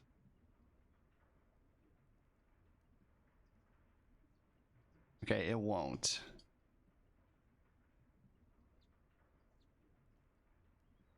Let me try to place it from the bottom and see if it'll...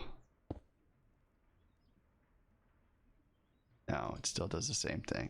Okay, so we can't have it place it down. I think you can place this so that it faces down. So let's just... we're going to reverse these a little bit, I think, because it's easier that way.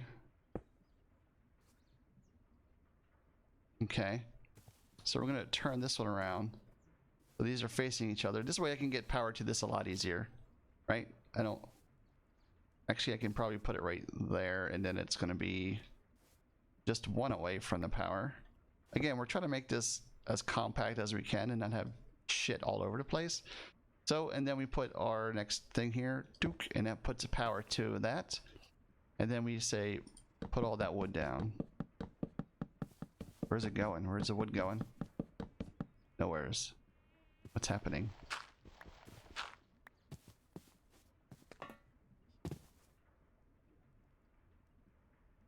Show working area. Should put it right there.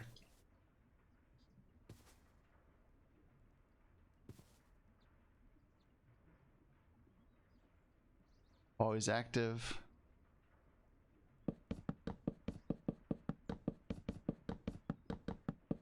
Is it broke? That's what yours was doing? It's broke.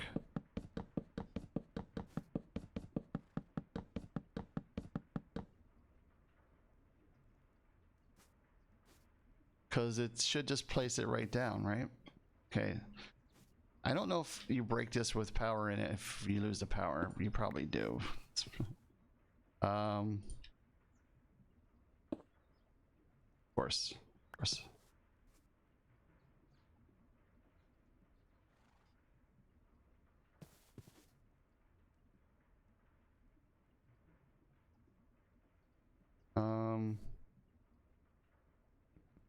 Let's just try it in a different spot and see if maybe having it in front of there screws with it.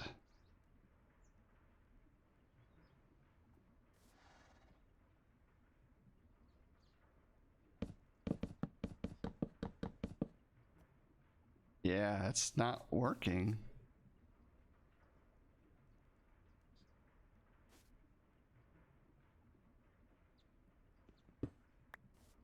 Make me waste all my power flipping these in and out. I guess this is why they gave us this one.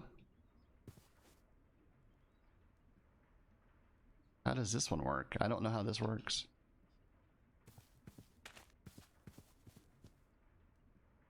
Redstone signal, toggle to touch.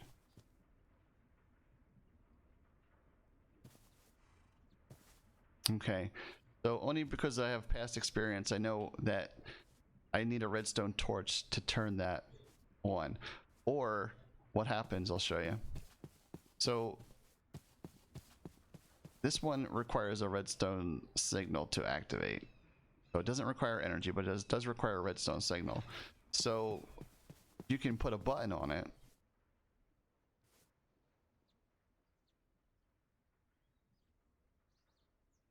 right?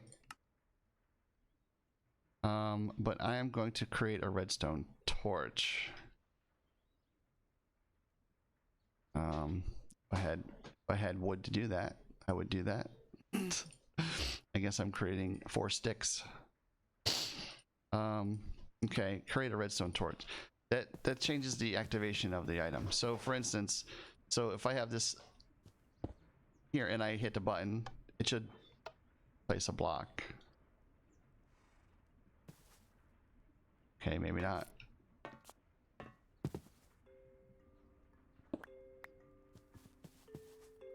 Swear to God, that's how that worked.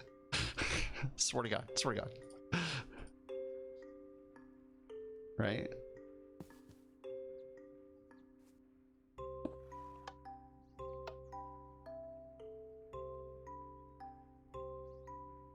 Hold a redstone torch to act, let's say. Okay. Redstone mode pulse. Deactivate. Well, maybe it has to be on first and then I can do that? No. No?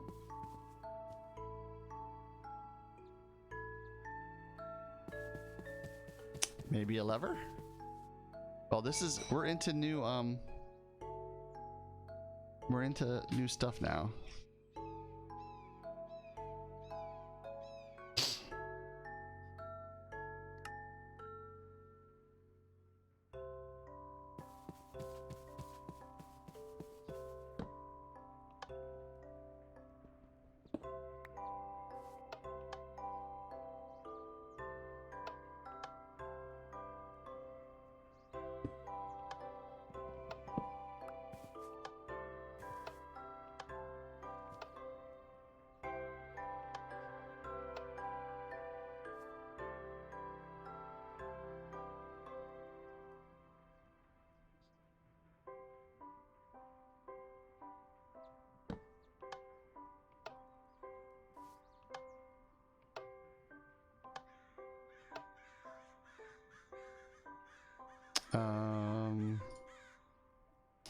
Let me do this.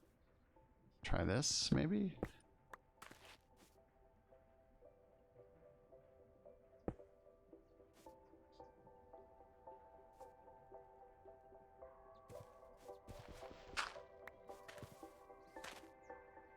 Okay, it's facing down.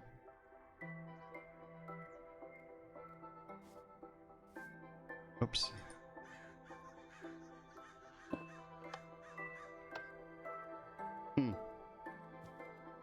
Let's toggle it so that it's set to toggle. Pulse. It's giving it a 15 pulse. It's still not doing anything.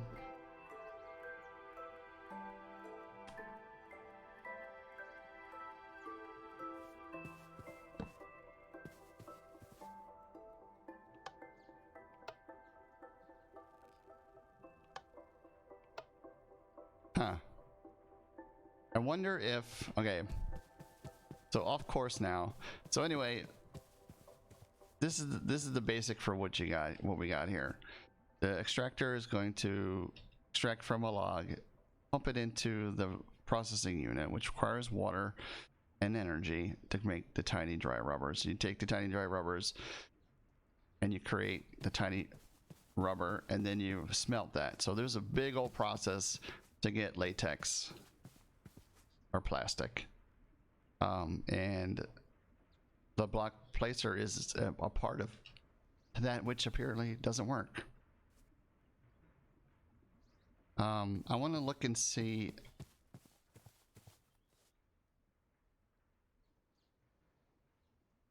actually additions to see if this other block works. So to start actually additions, the atomic reconstructor is probably one of the first machines that you build, and it requires black quartz, which we don't have any of, and some more sticks. Okay. And black quartz, which we haven't processed yet because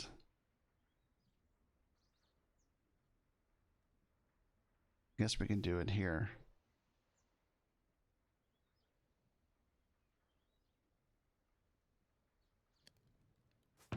For now.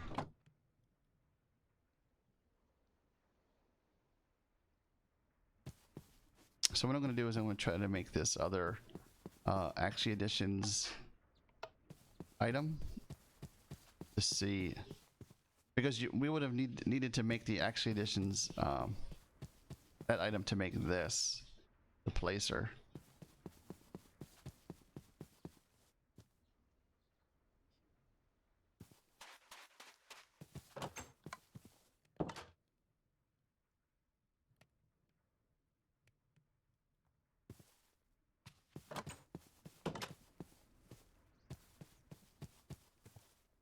Okay.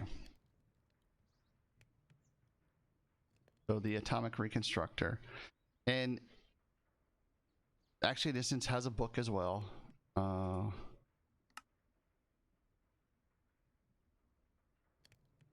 Which tells you a lot of stuff, okay?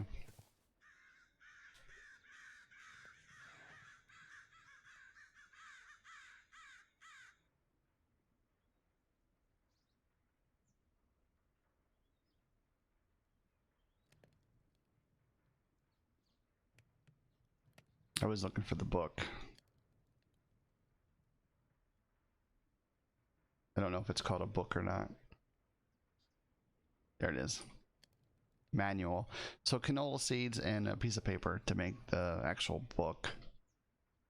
Or cheat and do that. But I mean, there's plenty of reading here for you to do. It tells you how to do what you're doing, and then intro to the manual, which we were just looking at here, and then a video guide, a story about Axie Editions. I'm not sure. Okay, that's the guy that created it. You know, to start, you can check out the engineers are up to. They are two friendly villagers that sell various goods. Okay, so in the little cities, towns, you can actually find engineers that do this. I'll give you a little bit of a in the villages. So crystals and reconstructor. The atomic reconstructor is used to craft the crystals, and that's the very first thing that you're going to have to make. The problem is it requires energy. So that's what we just made here. And you mess with these crystals. Jump, jump. And I do know the atomic reconstructor requires power.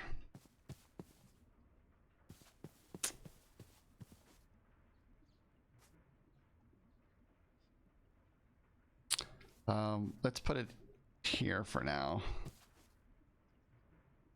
And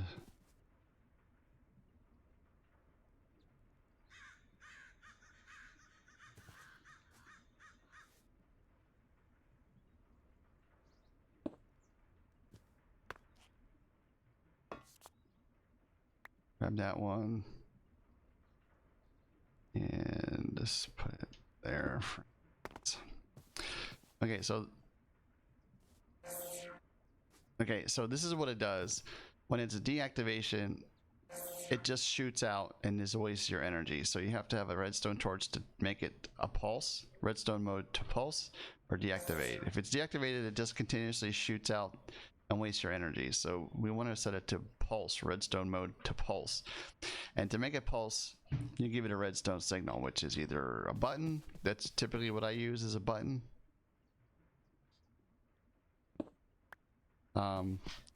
Because you just want one pulse. So I just put a pulse there, and then what will happen is when we were creating the auto placer, it requires redstonia crystal. Okay, redstonia crystal is redstone that's been shot by the atomic reconstructor. Okay, that's how you make that. So a lot of these crystals you have to make with this reconstructor, and that's the basis for this mod. Okay, so to make this auto placer you have to do blue, which is lapis, a piece of lapis, shoot it with the reconstructor and it turns it into this. We'll do it. Let's take a look and see. We're going to do redstone because I have plenty of that and I don't have a lot of lapis. And you can do one piece, you can do a stack. You have to throw it in front of it and then you hit the button and it converts it. Okay, so there's our redstonia. So that's the basis for actually additions. The machines, a lot of the machines require that. And this black quartz as well, so that is important as well. And then let's say we just made that, we made this auto placer. That's how you would make the auto placer. So this works fine with the button.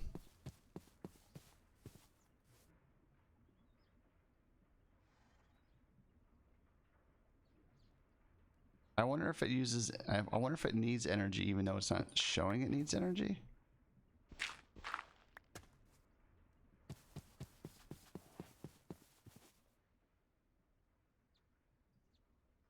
And again, that I think is here, actually additions. Okay. And again, here's a recipe, canola seeds and paper. I have canola seeds that are over there. Do I have paper? I do have some sugar cane, so I could just make paper real quick. Okay. And I know I have canola seeds over here because I have canola planted. Here's a canola seed. So a piece of paper and a canola seed. I thought gives you the book. How do you make the damn book? Canola seeds and paper. Canola seeds and paper. Maybe it has to be in a crafting, a 3x3. Oh, I put in canola, not the seeds. Okay. Duh. Okay. Where are the seeds at? There they are. Okay. Sorry, canola seeds and paper. If I could read, I would learn, right? So here's our book. Let's see if we can coal generator. Empower. Craft ingredients. Crystal flux.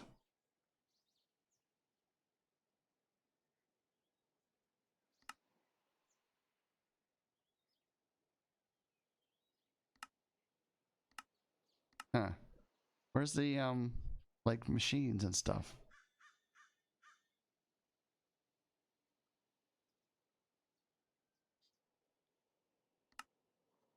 Crafting ingredients.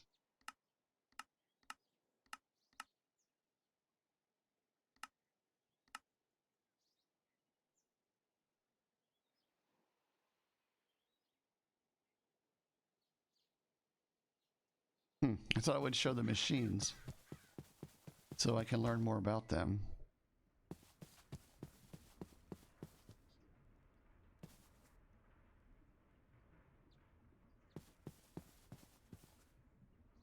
But I was thinking maybe this requires power.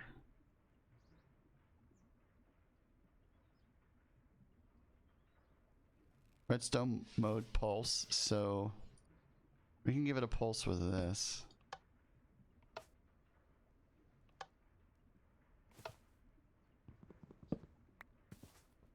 Just in case, let's test it.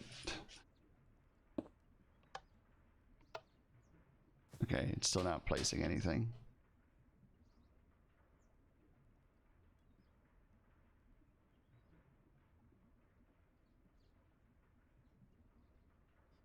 Okay, I found it. Auto breaker, auto placer. The placer places blocks in front of it. It can be oriented in every direction.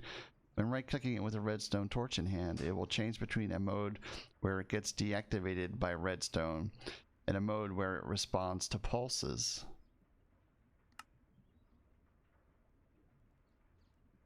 There's a fluid placer, fluid collector, and a breaker too.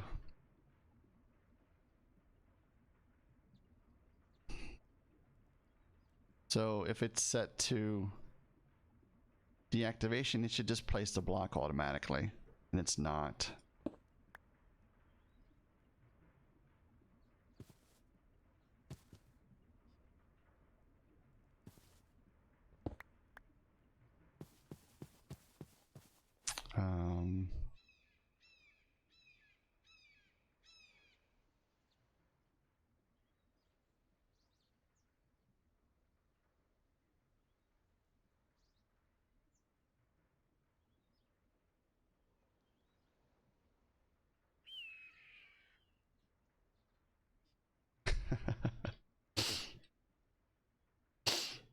Jeez, every time I turn around, it's freaking time to sleep.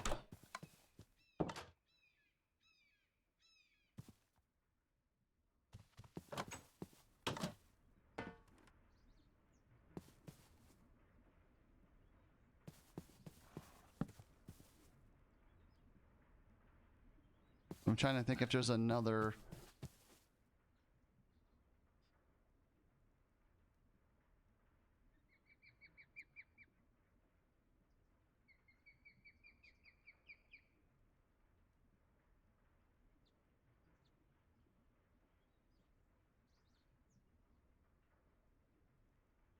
Well, if it's broken, then you're not going to figure it out, right?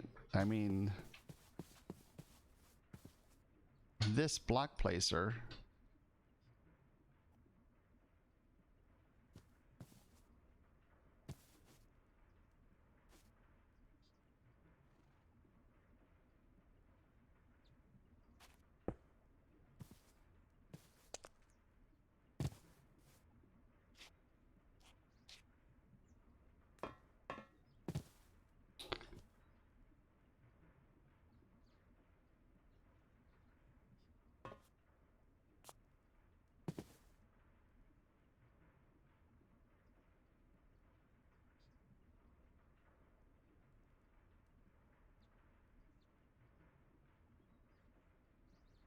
I wonder if we put an upgrade in it, if that'll make a difference. I don't think there's a 1.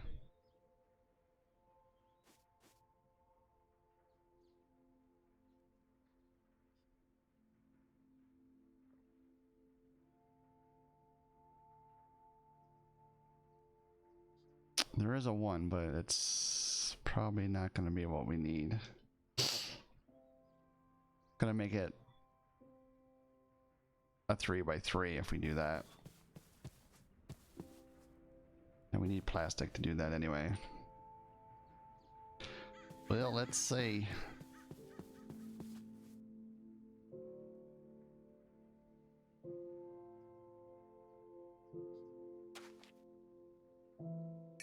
Okay. More of that, some more of that.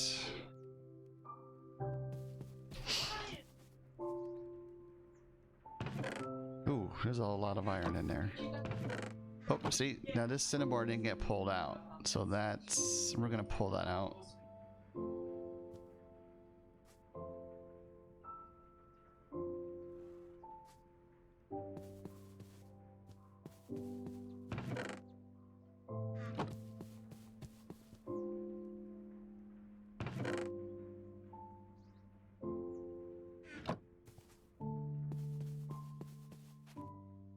Okay, some of that. What was I making?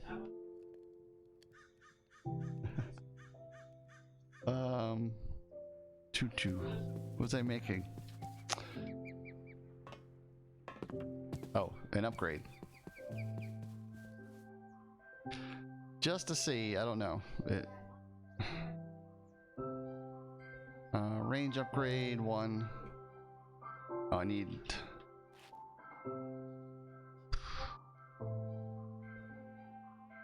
Is it 6?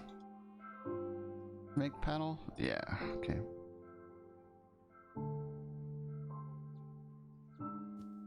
Okay, a range 1 upgrade.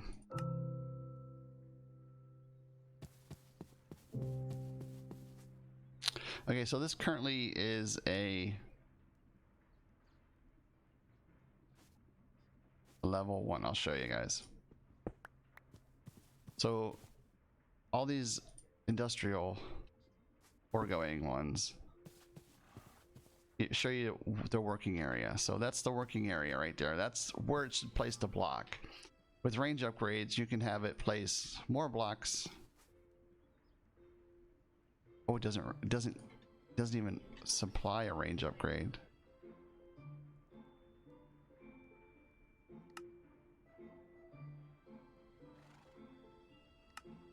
Huh.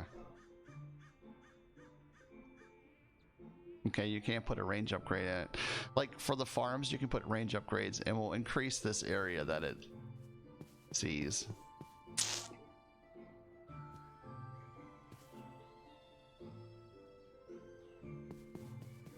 Let's make some more flux for power.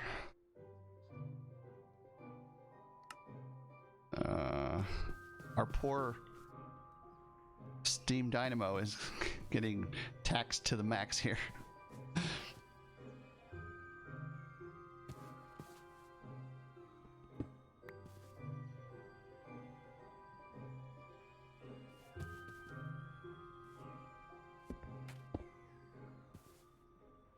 Turn it on, that way you can see where the highlight is and you know it's right. Turn that off.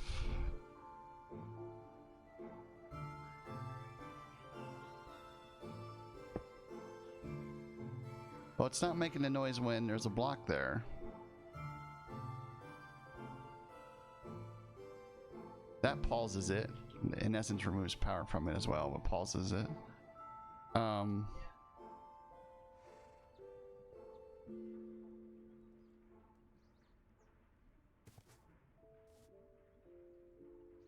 I'm just gonna do a search to see if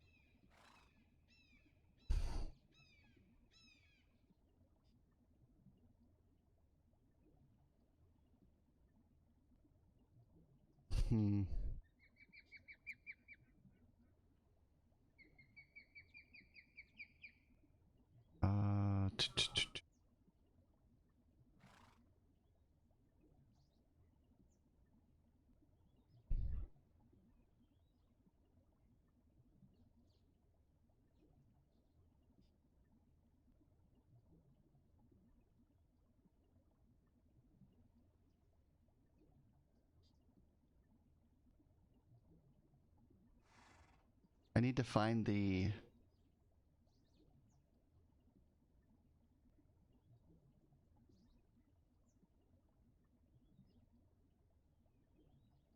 GitHub for this. Here it is. Because I'm pretty sure they list issues in there.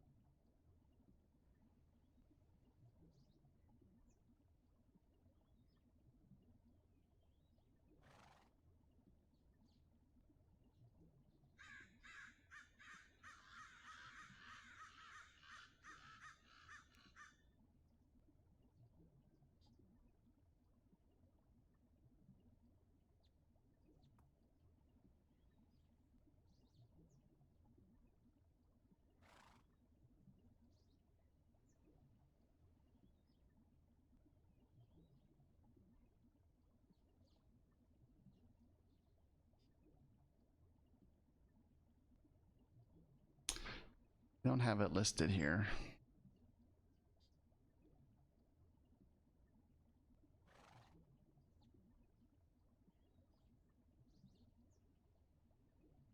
No, that doesn't help.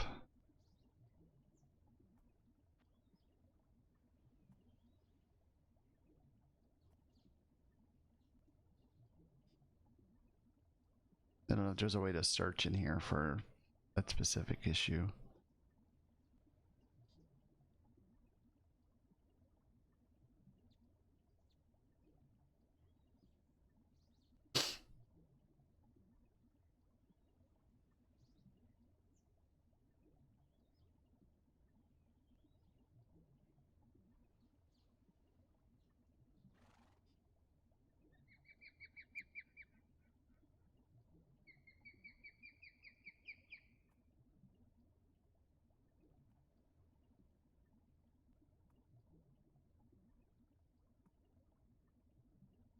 Let's see if anyone else is.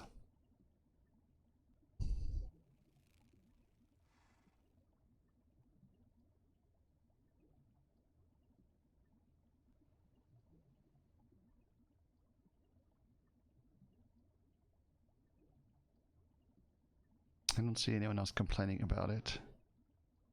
Block placer, that's open blocks. That's not going to help. Oh, there it goes. The block must have just disappeared. But it's not placing anything.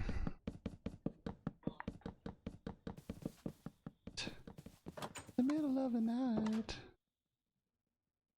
And I'm walking in the streets.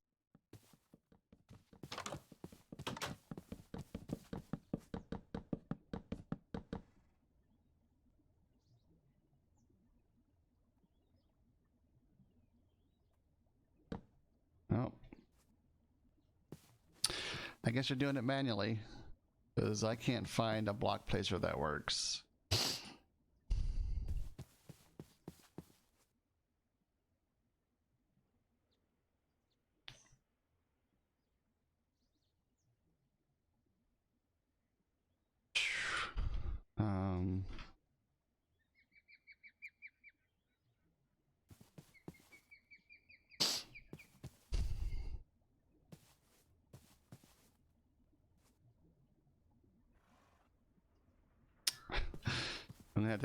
We're gonna have to create another link to get the cinnabar out. Well, let's do that for our primary thing here. Let's see, we're gonna need some item ducts. Okay, well, there's something new for us to do. Item duct. Right here. We're just going to use the basic item duct. We might not be. It uses hardened. We don't have that to do that. Okay. We're going to have to use the opaque item duct, which is tin lead. That's fine. We'll use that. So what we're going to do is unconnect that.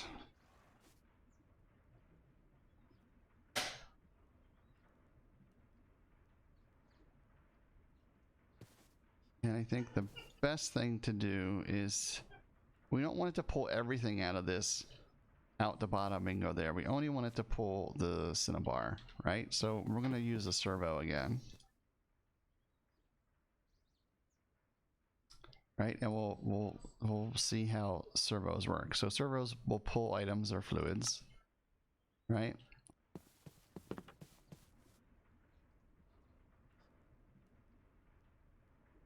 And so we're gonna hook this up here, and we're gonna tell it we only want it to pull cinnabar. So we're gonna whitelist cinnabar. So that's the only thing that this servo is gonna look for and try to pull.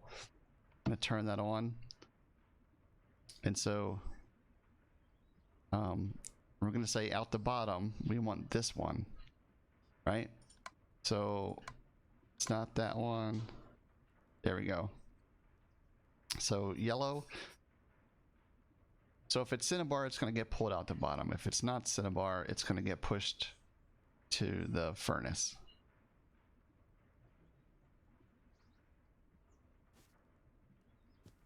Okay.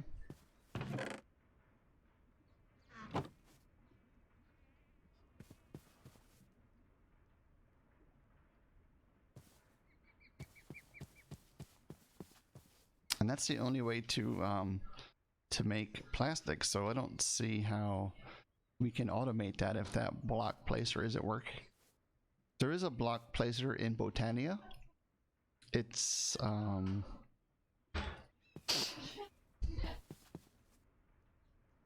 it's not called a block placer though. It's called something else. I don't know how hard it is to make.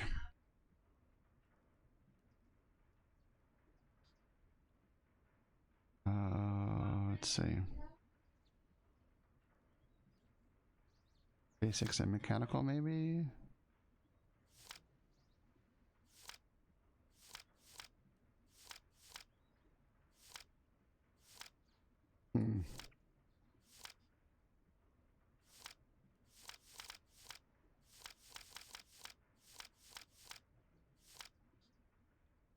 Oh wait, it's not that. What is it? It's not Botania. I use it in Botania a lot, but that's not Botania. That is the item. I think it's refined storage.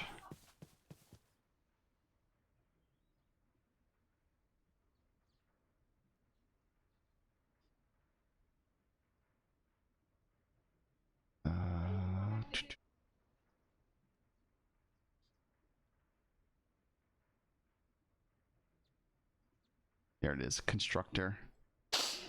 But we're nowhere near that. Constructor will place blocks or fluids or drops items from storage system into the world. So you would have to do a constructor there if we wanted to do that. So that is an option later on with refined storage, but there's no way I can set that up now.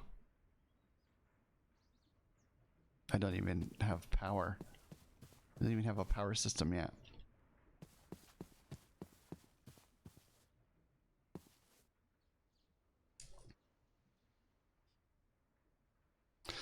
Let me grab these things. Get these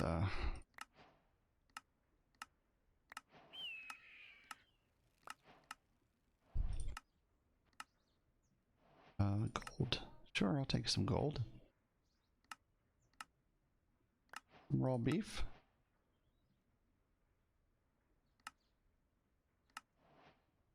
Somebody's been I always take the ones you can see through. I don't like the opaque ones.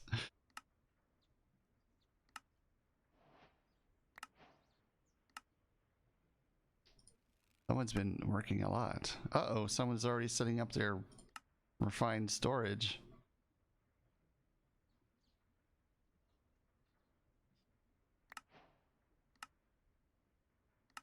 Oh, you get them both. Oh. Storage. A wrench. A wrench I never use. What else? Oh, it's been busy. A mob crusher. Jeez. Someone went to the Twilight Forest as well.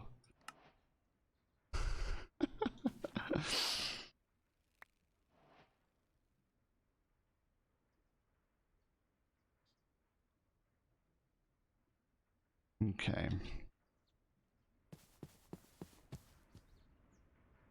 You got the parts but can't figure out how to set it up?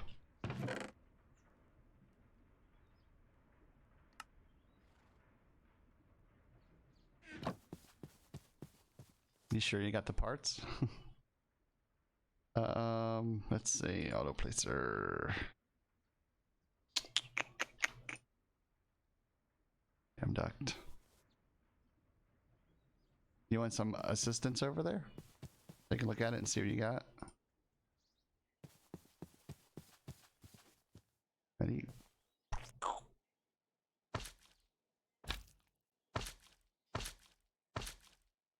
Not the quick quickest way to travel, but it's not bad.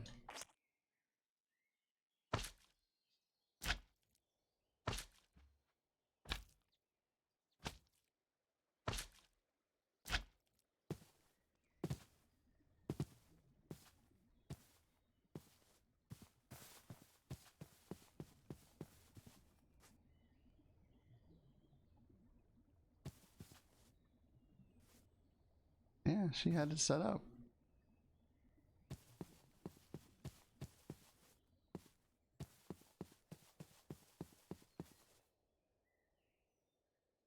Oh, are you in your cave?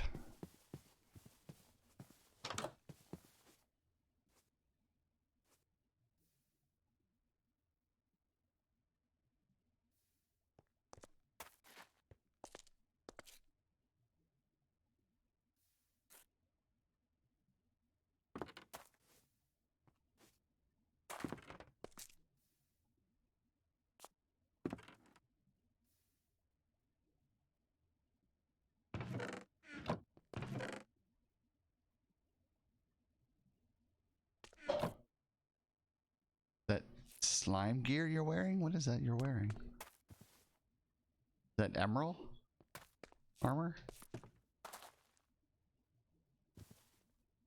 I haven't laid out the parts yet. Oh, okay.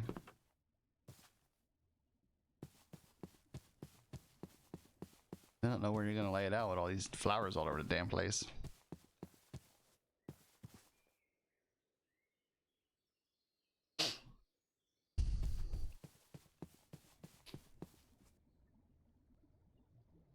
Oh, she even has a compactor set up.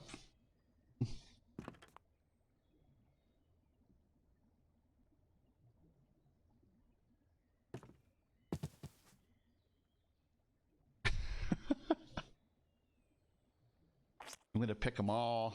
I'm gonna come back and they're all gonna be gone.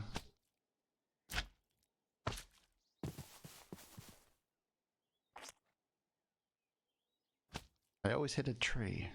Reason.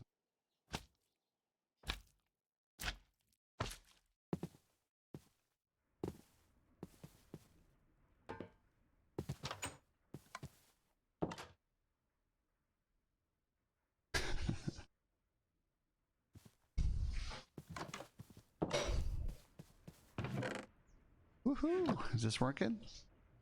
Looks like it's working.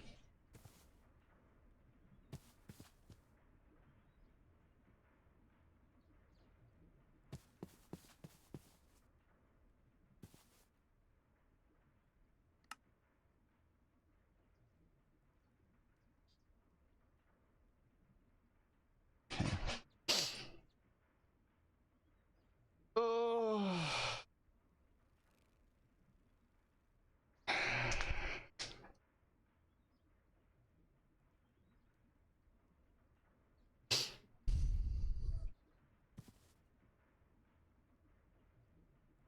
We need stone. Let's take a look at our quests up here. Again, it's really simple. You can start just the very top here, getting started. You can start making this stuff. It'll help you get Tinker's Construct set up, step by step. Trees. Go dig a hole. Get some ores. Do some planting.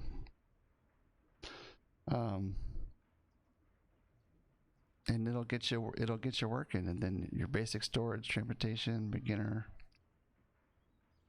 You just go through all of your quests here, and they give some pretty good rewards. Sharpening stone, some seared glass. I mean, it's pretty nice. They go through all the simple things. And then you just got to try to figure things out, just like with every game, right? How to do it, what to do. The setups are the biggest thing. So I need to get some more of this latex. I need to put some more. This is going to be the big thing, I think. 51. Getting the plastic for this, for these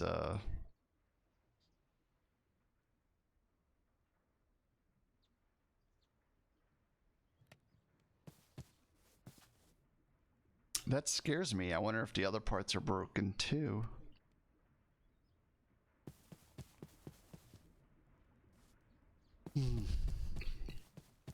Because we're gonna need...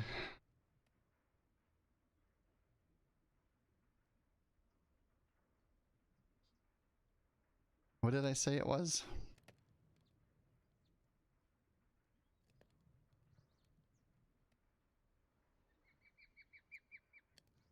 Planting. We need a sour here. So let's see if we can make some of this stuff. We need 2 iron gears, 2 pistons.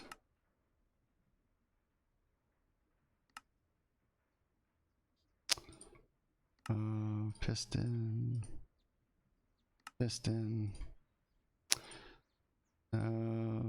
Redstone block. Make that. We don't have any brick. Let's just smelt a stack of this, I guess. 6 more plastic. Okay, so we have everything but the pot for the sour, and then we're gonna need a gatherer. This one here. So we need 2 gold gears.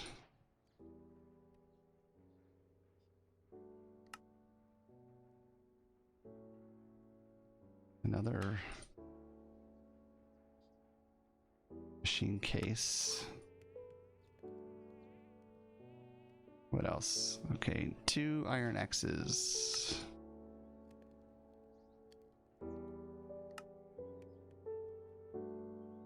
And a hoe.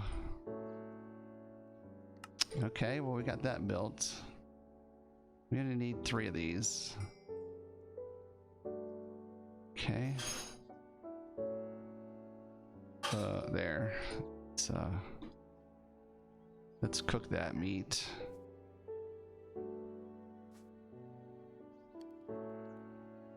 So the sour. And we got that. So, okay. Now we got those. We need to figure out where we're going to plant this tree farm. I guess back here.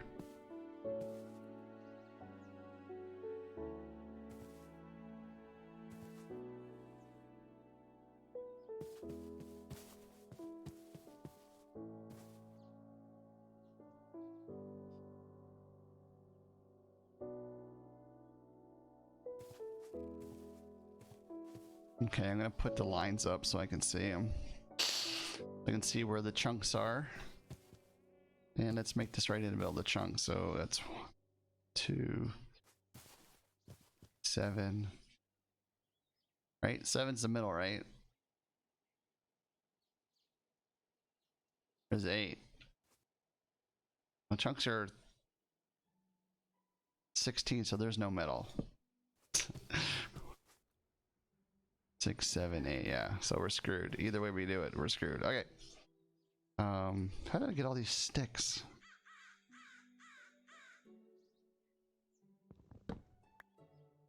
So let's put...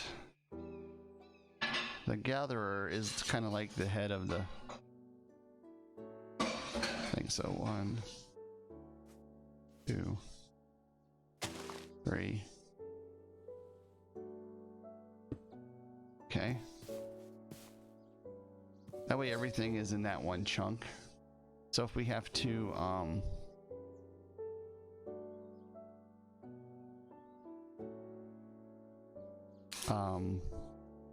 what do you call it?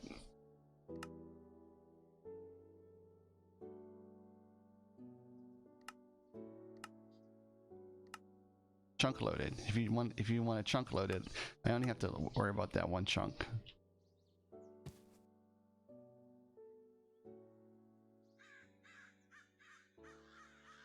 Your redstone furnace? Oh. I didn't open anything. I just came over and looked and then left. And then our sour. So let's look and see where our working area is right there. Okay. So what we need to do is figure out where this is going to go. How big of an area we want to do first. So let's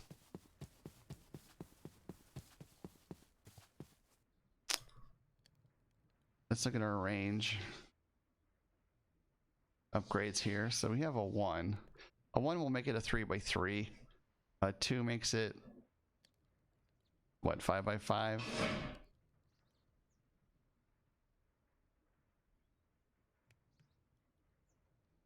Six by 6, 7 by 7, 8 by 8, 9 by 9. What is that? Bronze. Sometimes I just pick them because I don't want to make bronze. What is this one? Silver. Oh, let's make it a 7 by 7 because silver's easy. We have a lot of it. So we're going to make 2 of these, okay? Because one's going to go into the planter, the sour, and one's going to go into the picker. We're going to make 2 7s, 2 level 7s. Hopefully we have enough to do that. We do. Okay. So F9 is the one I use to show the chunk boundaries. And we'll throw this in here and see. Okay, so that's that, right? So we got to go 1, 2, 3, 4, 5, 6, 7. Is that it? Then, right, 1, 2, 3, 4, 5, 6, 7, and that's the middle. Okay, so this is where the sour is going to go because it has to be underground because it plants above it. Okay. And we're going to turn this off here for a second. And if we turn this on, it shows you that's where it's going to plant something that's useless, right? So we're going to put the 7 in here, and now it should plant from there to there. Perfect. So this will attempt to plant in the area that this is harvesting, which is the same area, 7 by 7, 7 by 7. Okay. So that's correctly set up for now. The next thing that these both need is power. We're going to have to create some type of power to run these items. I'm going to put F9 on again just so I have an idea. So we're going to do some digging because what we're going to do is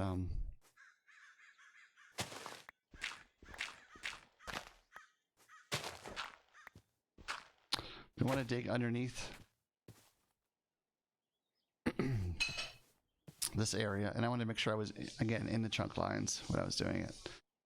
And turn that back off. Get some sleep. And someone's already done it for us, thank you. And where are we here? So we're right here.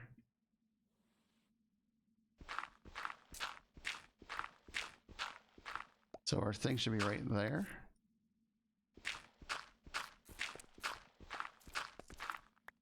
I didn't count, sorry. 1, 2, 3, 6, 7. Okay, there's our sour. Didn't even have to count. And I'm gonna make this a 3 by 3 for now.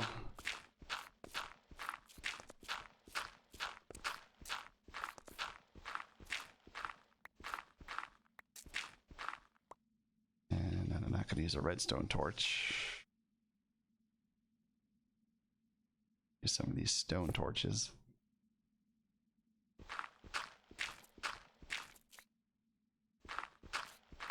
They're probably out of power. Your redstone have power. And I'm going to bang out these things here. So this is a tinker's tool, and it does a 3 by 3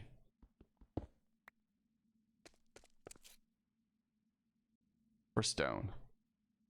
It doesn't do dirt. Okay.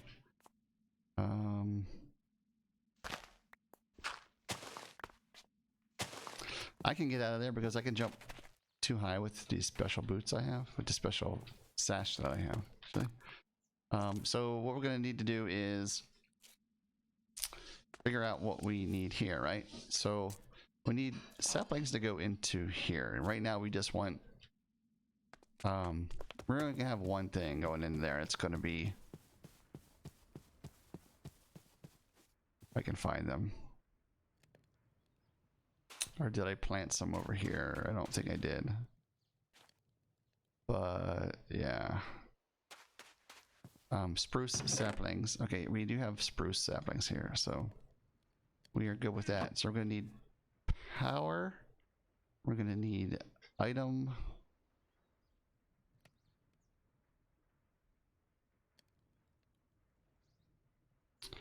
Where did I throw those things?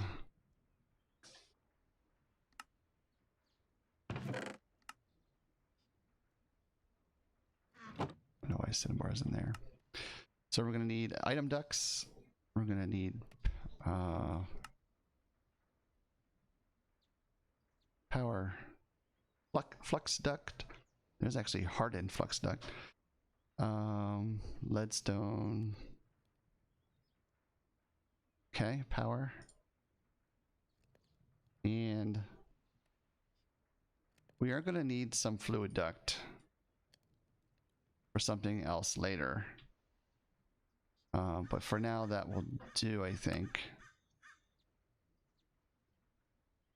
Okay. So setting up this kind of a basic tree farm is what we're going to be doing here. So for the item duct, we're going to need to pull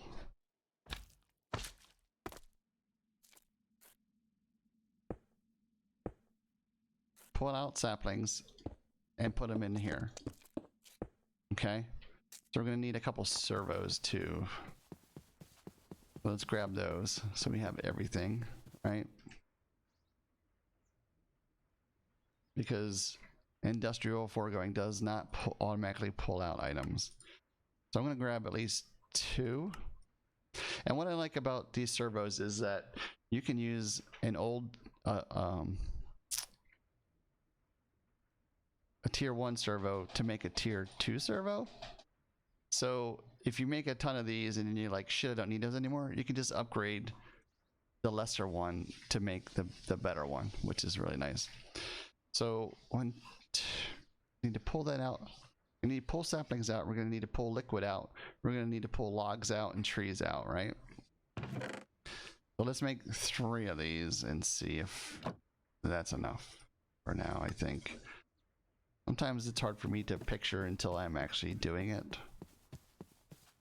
Right? Okay.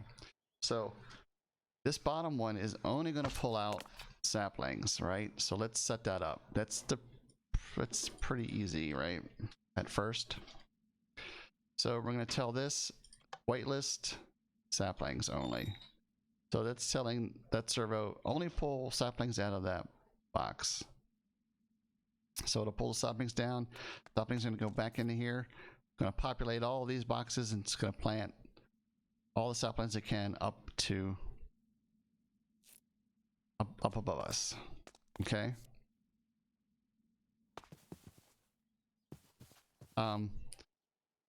Not only does this require power and it will have saplings and whatever else drops from when it cuts down the trees, it's going to get sludge from that. Sludge makes your system run slower the more sludge you have. So we want to pull that sludge out. And sludge is a fluid, so we're going to use our fluid ducts. And pull these down to here.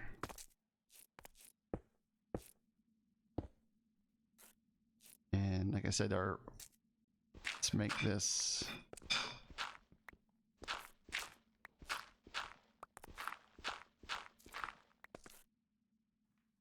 let's make this a 3x3 as well. Okay. So we want this to pull the sludge out, and we're going to put a sludge thing here, and then we're going to put chests there, right? and we just need to tell it to pull sludge. You don't have to worry about it because that's the only liquid that's in there. So we just tell it to automatically turn on, and it's going to start pulling the sludge out of our plant gatherer. Okay. And the third thing we're going to need to pull out is our wood, right? So while that's pulling that out there, I think it'd probably be easiest to just do the same thing over here, right?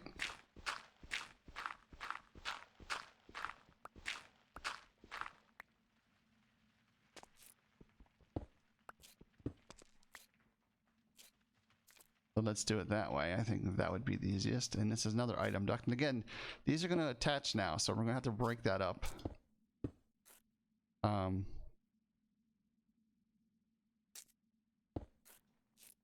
With our wrench, a crescent wrench. So we just tell it to, we don't want you to attach. Okay. That's going to pull out our wood and any other things that might pull out. And let's run it across here like this for now.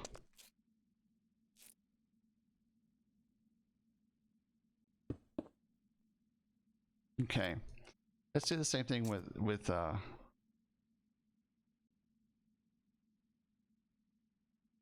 fluid duct. Let's run it across the top here.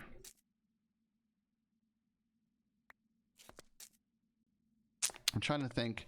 I'm going to...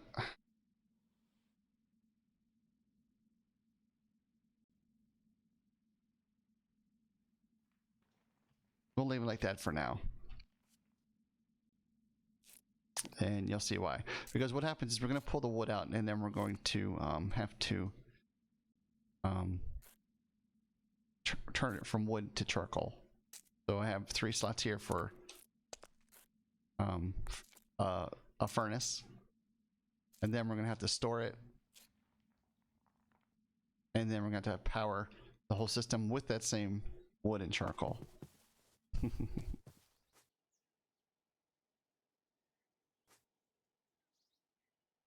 Okay.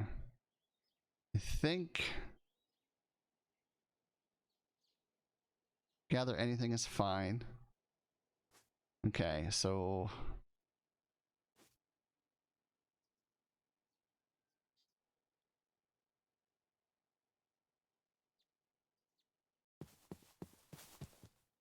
what the plant sour here is color coordinated, and if you see, this is red, kind of a red, yellow, and a green, and there's red, yellow, and green.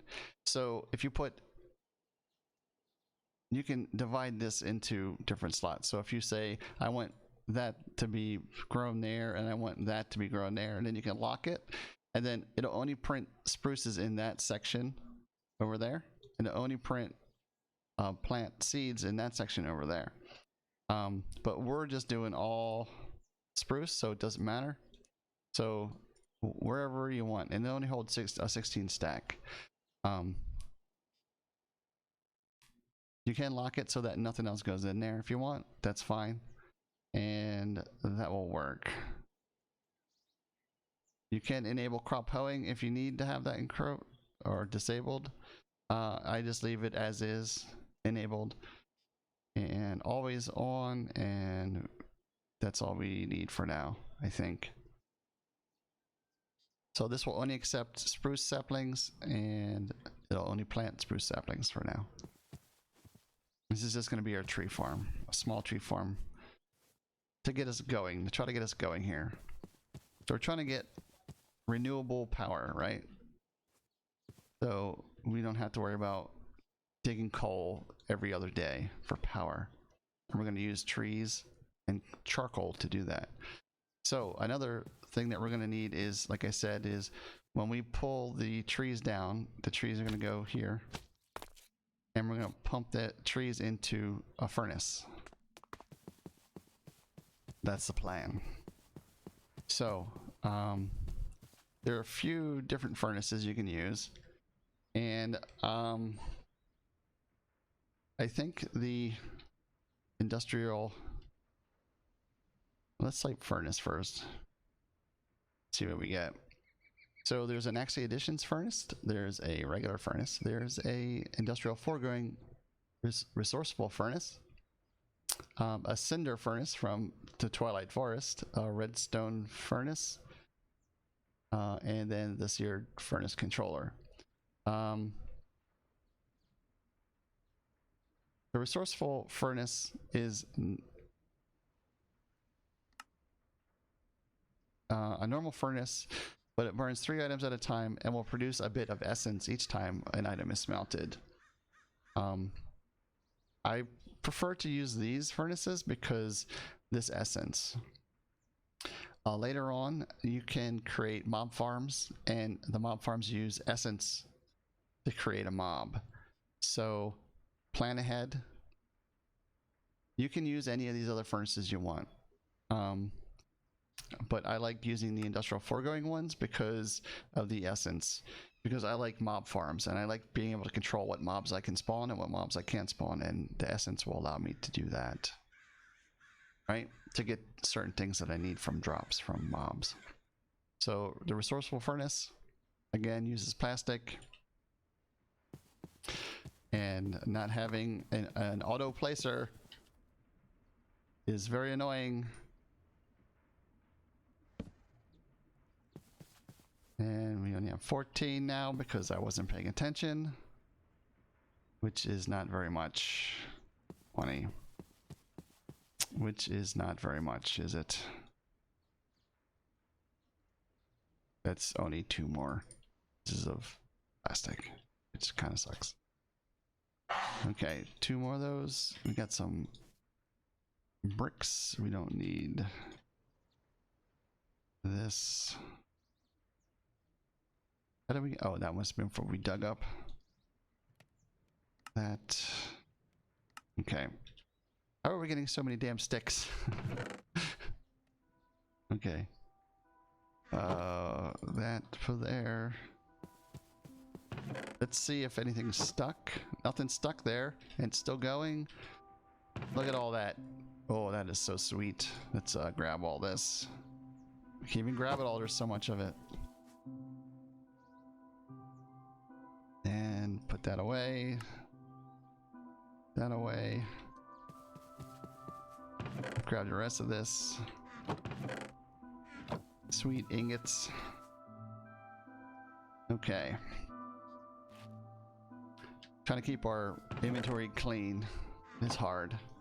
Okay, so we're gonna attempt to make a resourceful furnace, right? Which is this one here, and we're only gonna make 1 right now because, like it says, it does 3 burns. We don't have a jack. It says we don't have a jack. It says we have a bucket, but that's my bucket, and we're not reusing that bucket. So we need 2 of these furnaces, and we don't have any cobble for that. We used up all our cobble. Wow. Okay. So we're just gonna grab another stack, put it in here. Resourceful furnace. So we need 2 of these. Share the grid. I don't think we even need to do that. I'm gonna see something. Let's just say that that's there, and I go resourceful furnace, and I say make me a gold gear. It moves it out automatically, so you don't even have to do that. Okay, so what else are we missing? This.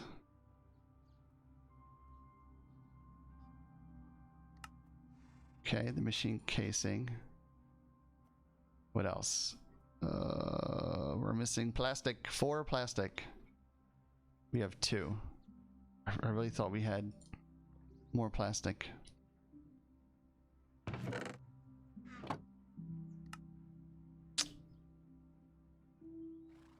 We don't, do we? We have 2 plastic. So we're stuck here. Stuck here up a river without a paddle.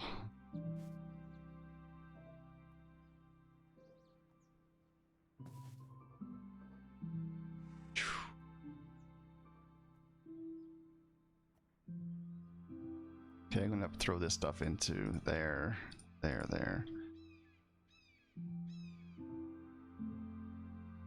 Make a paddle? I don't think there is a paddle. Oh, there's a lily pad and a huge lily pad. Whoa.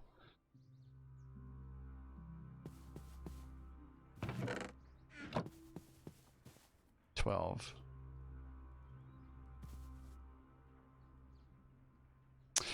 Also, what you can do, because these things are they don't require power, you can create additional ones, but they say it's sometimes not as fast, or you waste some latex. You don't have to have one, you can have like 4 around that whole thing if you want. But it uses plastic to make those, I think. Or does it? Tree fluid extractor. Oh, it doesn't. Let's make one of those. Let's make a second one. And see if we can get 2 time. And it does waste some iron, though. I'm gonna have to recreate a furnace. Let's not do that yet. Let's make another furnace first. Okay. I don't want to use the parts that you have for your other parts. Which then leaves us to needing fluid duct again. Item. There it is. Okay. And a servo, probably. Well, let's put this tree fluid extractor here. Oh, it looks like it went right. And attach this and throw that there, and we'll use this servo to extract. And now hopefully we're doing it twice as fast now. There's 20 and there's 2 more.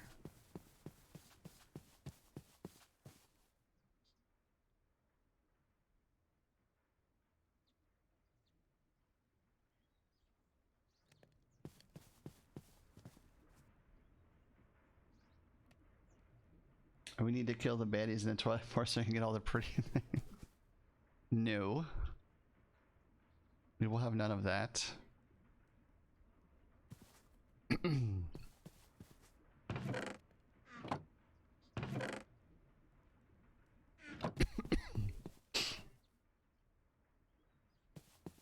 Do we have all the servos we need for this?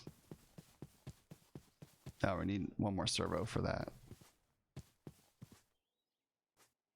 We need to turn that servo on as well. We'll make a servo as we're waiting for this stuff to process. It's finished. Make 1 more servo. And go back to our furnace. Resourceful furnace, and we'll make that. So this is our first one. Experienced cook. I didn't put torches in here. Oh, I did. Okay. So let's see. How would we best do this? I guess we can put that there. Because I'm going to run power, hopefully, through the bottom.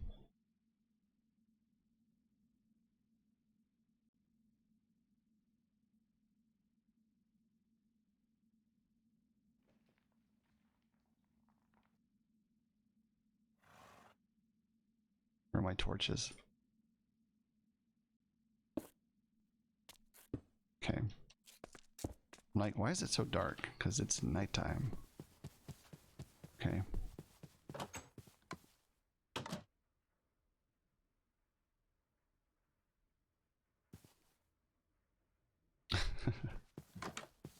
What are you going there for? You're doing too much at once. You're doing way too much at once. You're gonna flood your mind and you're gonna get, oh, there's too much to do, I don't know what to do. You were making a refined storage system, and now you're ready to go to the Twilight Forest. Did you finish your refined storage system? No, but there's a shiny over there.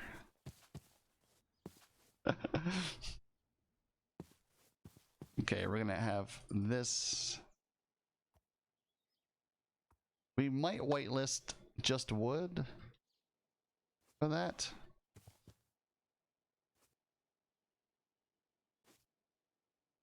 Should probably plant some of these trees, huh?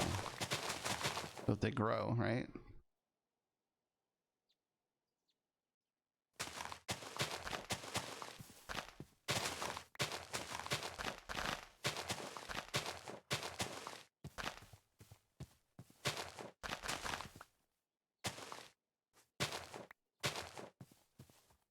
Nope, that horse better get out of here. He's gonna get treed.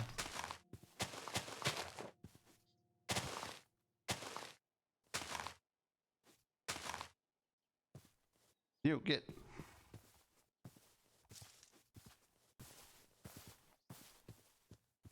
It's such a conundrum.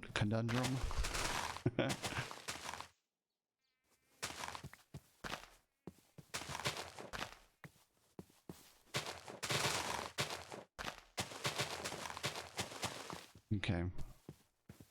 Maybe some of those will grow as we're waiting for this other stuff to happen. What is that? Strawberry seeds. Okay. So this is going to cook up our stuff. But we're going to have to create a place for it for power. We're going to have to create some way. I'm assuming we have to do this here. A steam dynamo and some water.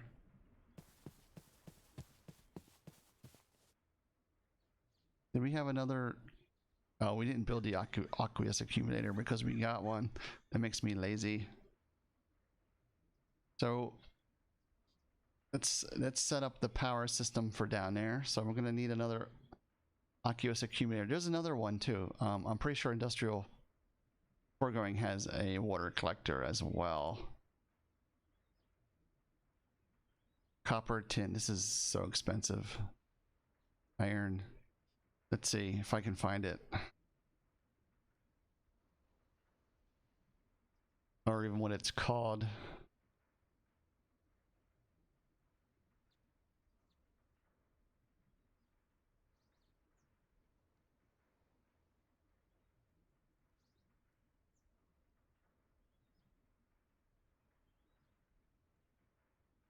Hydrator?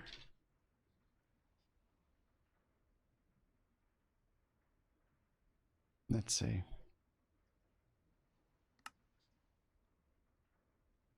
Nope.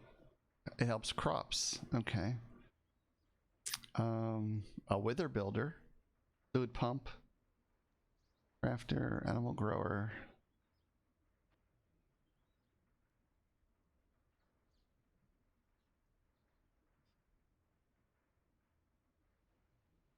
Fishing, rancher, slaughter factory, duplicator, block placer. We all know that doesn't work.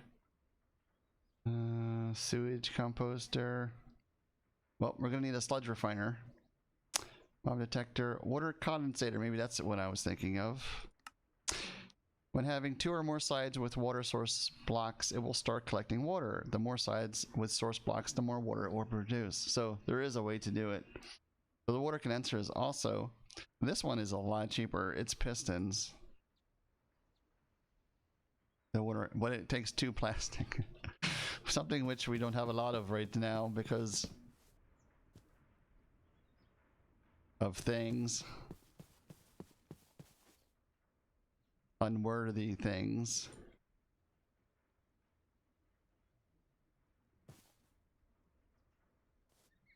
Okay, well, let's try to make our steam dynamo. Okay. Copper, we got copper. Hey, copper, redstone. Oops, what did I just do with that? Did I make it or did I not make it? I must have not made it. Okay, here we go. Steam dynamo. We're gonna need fluid. We have those. I did make it. Darn it. That's okay. We might not need to make it again. There. And what else do we need? An aqueous accumulator, or do we want to try the condenser? I think the condenser is definitely cheaper in terms of resources. Condenser or the aqueous accumulator. Iron. It's not really that bad. Copper, tin. I mean, it uses a lot more, I think, resources. And we don't have to tell it, we don't have to create a servo. If we do the other one, we have to create a servo. So let's do the iron. I guess we'll just do this one.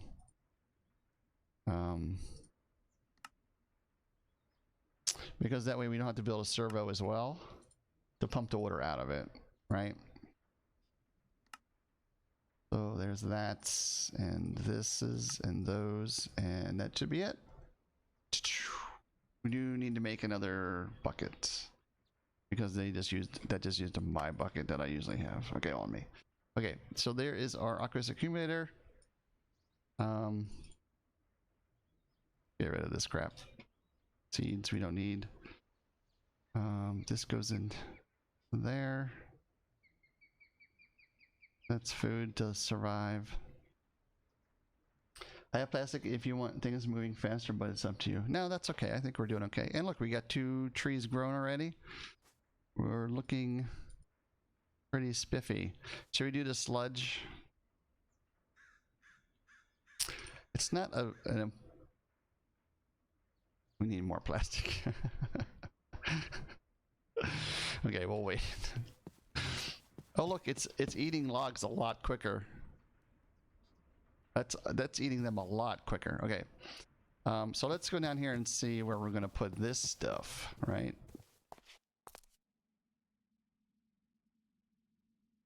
So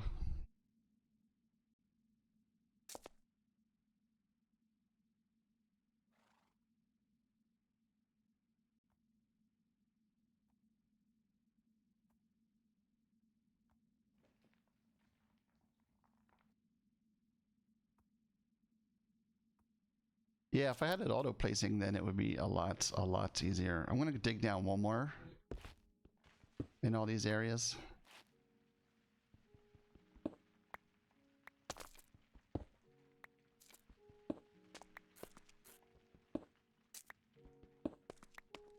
Okay. Because what else needs water? That's not going to need water. I don't think the sludge thing's going to need water. The plants are going to need water. Plants don't need water. The trees don't need water. Sorry, I'm taking this stuff. We'll use marble. Fill the holes in. So this is really the only place that we're going to need it, I think. So if we have...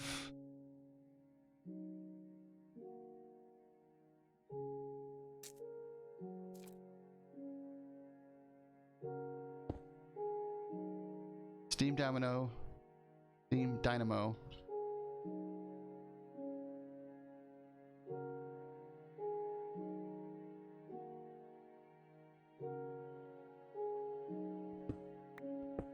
I hate that,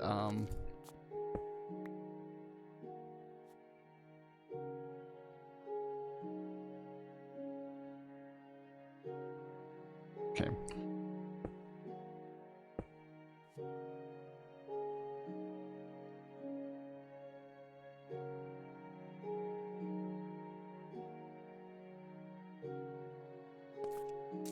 Let's pull this forward a little bit. And try to get this. Okay, so I want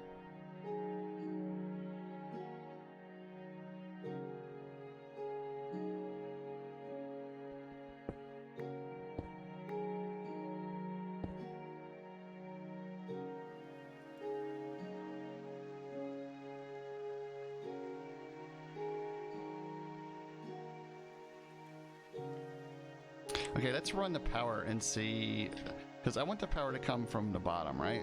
All these things, we need power. This needs power, so this needs to have...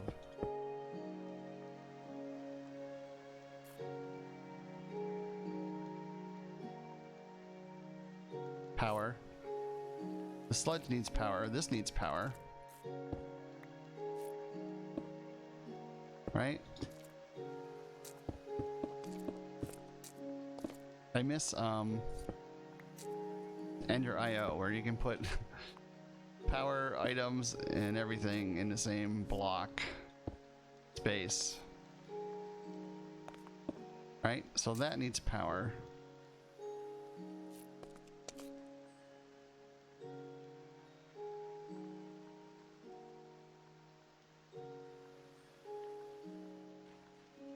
Maybe I should do this down.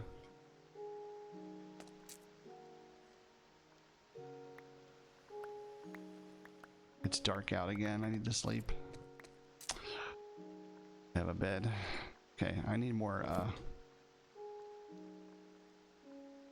flux duct as well, it appears. Okay, so we run... I don't know what's the easiest way to do this, right?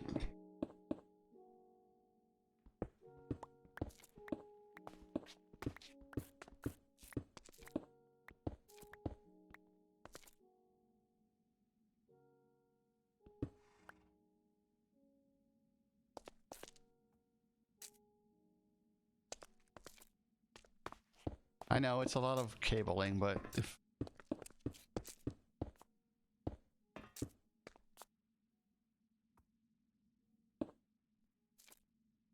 Okay.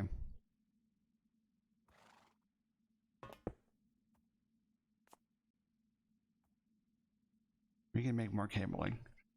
It's not that expensive. Getting lens. Okay. Let's grab some more cable. Grab a couple more stacks of flux duct.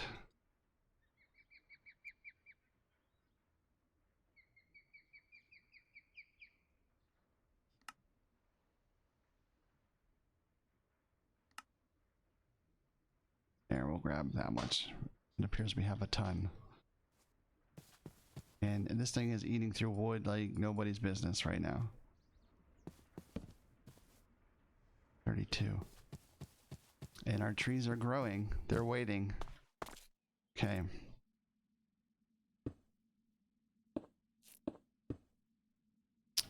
So we have to get power up there somehow. Right now, that's our best way to do it, I guess. That needs power. This needs water.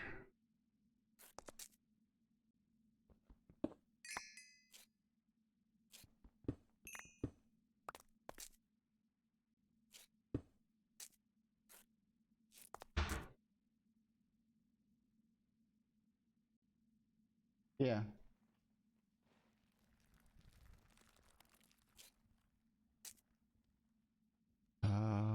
We need to get water in here. We need to get charcoal in here. So item.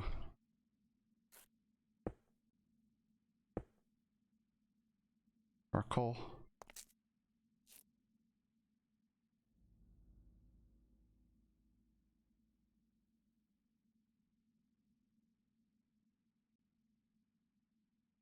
And then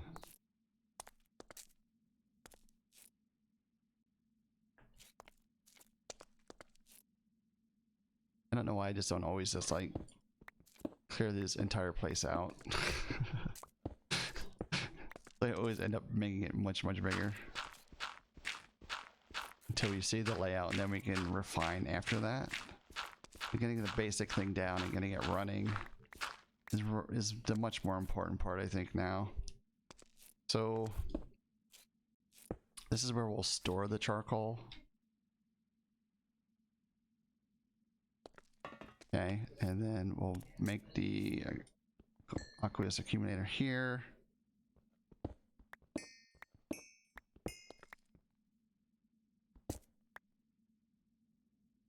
Okay. need water. I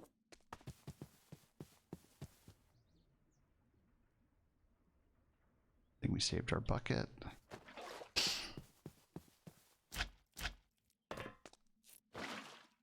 Because we're gonna do all sides, because this will probably be doing at least 2 more of these in time.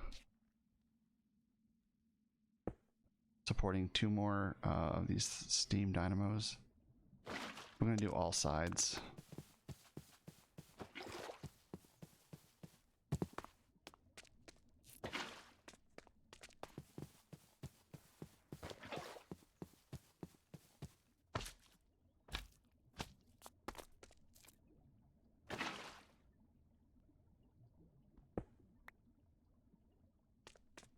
One more.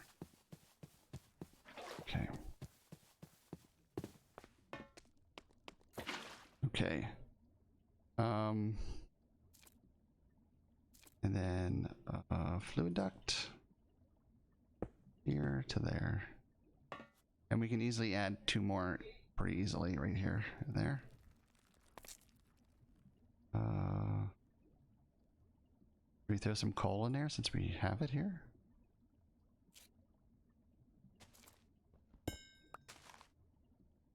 I hear it picking.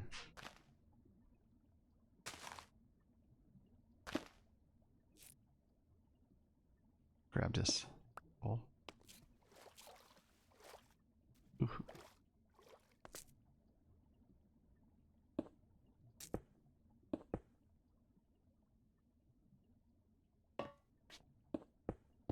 Okay.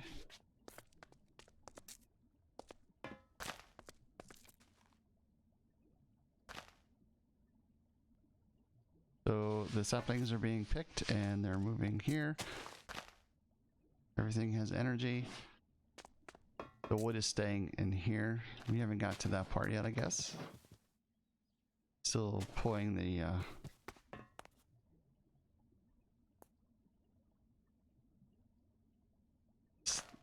leaves off.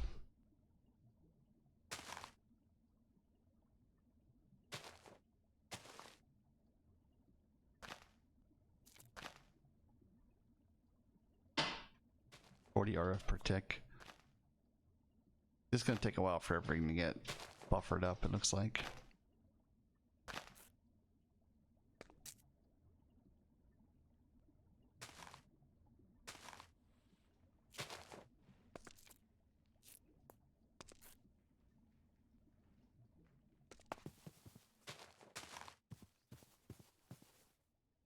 Here comes the wood.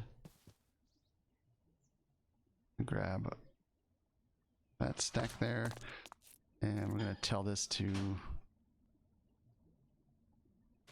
pull the spruce into here. And this is going to start making charcoal.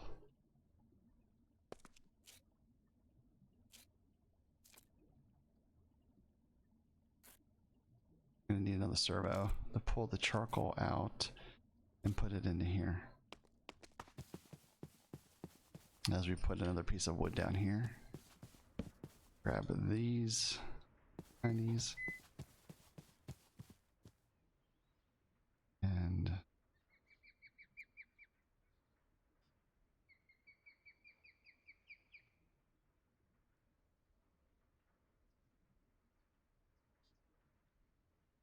damn it. Okay. These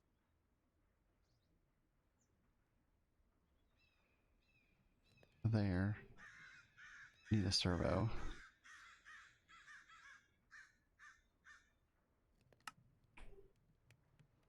Okay.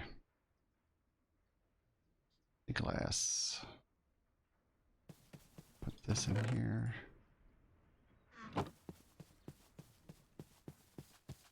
It's planting more. Okay. So this servo is going to pull charcoal out for now, and we're just going to put charcoal in here.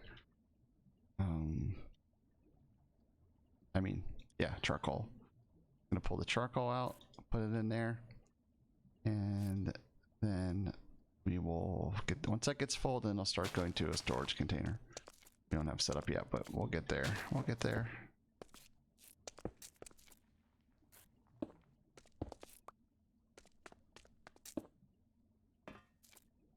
Okay.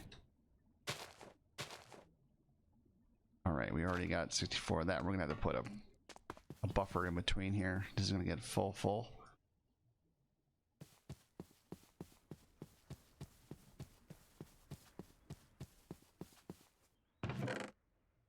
Okay. So we're gonna take a break. We're gonna take a lunch break, it looks like, and we'll be back. This is why I haven't done any of mine yet. Waiting for you to do yours first, and then having something to look at when I need help. Okay. Well, power is an important thing, so we can work on that. You can do something different too. You can do Axie Additions power, which uses canola instead of a tree farm. You can do canola seeds. I'm trying to think if there's a way to pick canola with Axie Additions. You'd have to check into that to see. But there's a basic tree farm, almost complete. Let's take a nap, and then we're gonna take a break for lunch, which is way late. It's already 2:21 because I didn't get up till like 10 this morning. I slept in. Okay. I'm gonna stop. I'm gonna actually stop the stream, and we'll come back, and if we do that, I'll rename the stream Tree Farm, and we'll continue with the tree farm and get that all set up. So we'll continue from there so that we have another video about tree farms. Okay. And we will see you guys.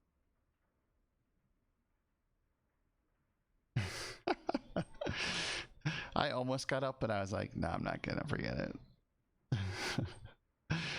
So, but now I feel like I lost the whole morning, right? It's already 2:20, 30. Okay, thanks for being here, you guys. We should be back this afternoon with the tree farm, the rest of the tree farm build, to get that finished, and to see if we can get some power stored up, and that way we don't, and then try to figure out this dropper thing. I don't know. So until then, we will see you next time. Don't forget to get up, stretch, and go tell someone you love them, and just don't play Minecraft all day. Go do some push-ups as well, like I do. Okay. We'll see you guys later.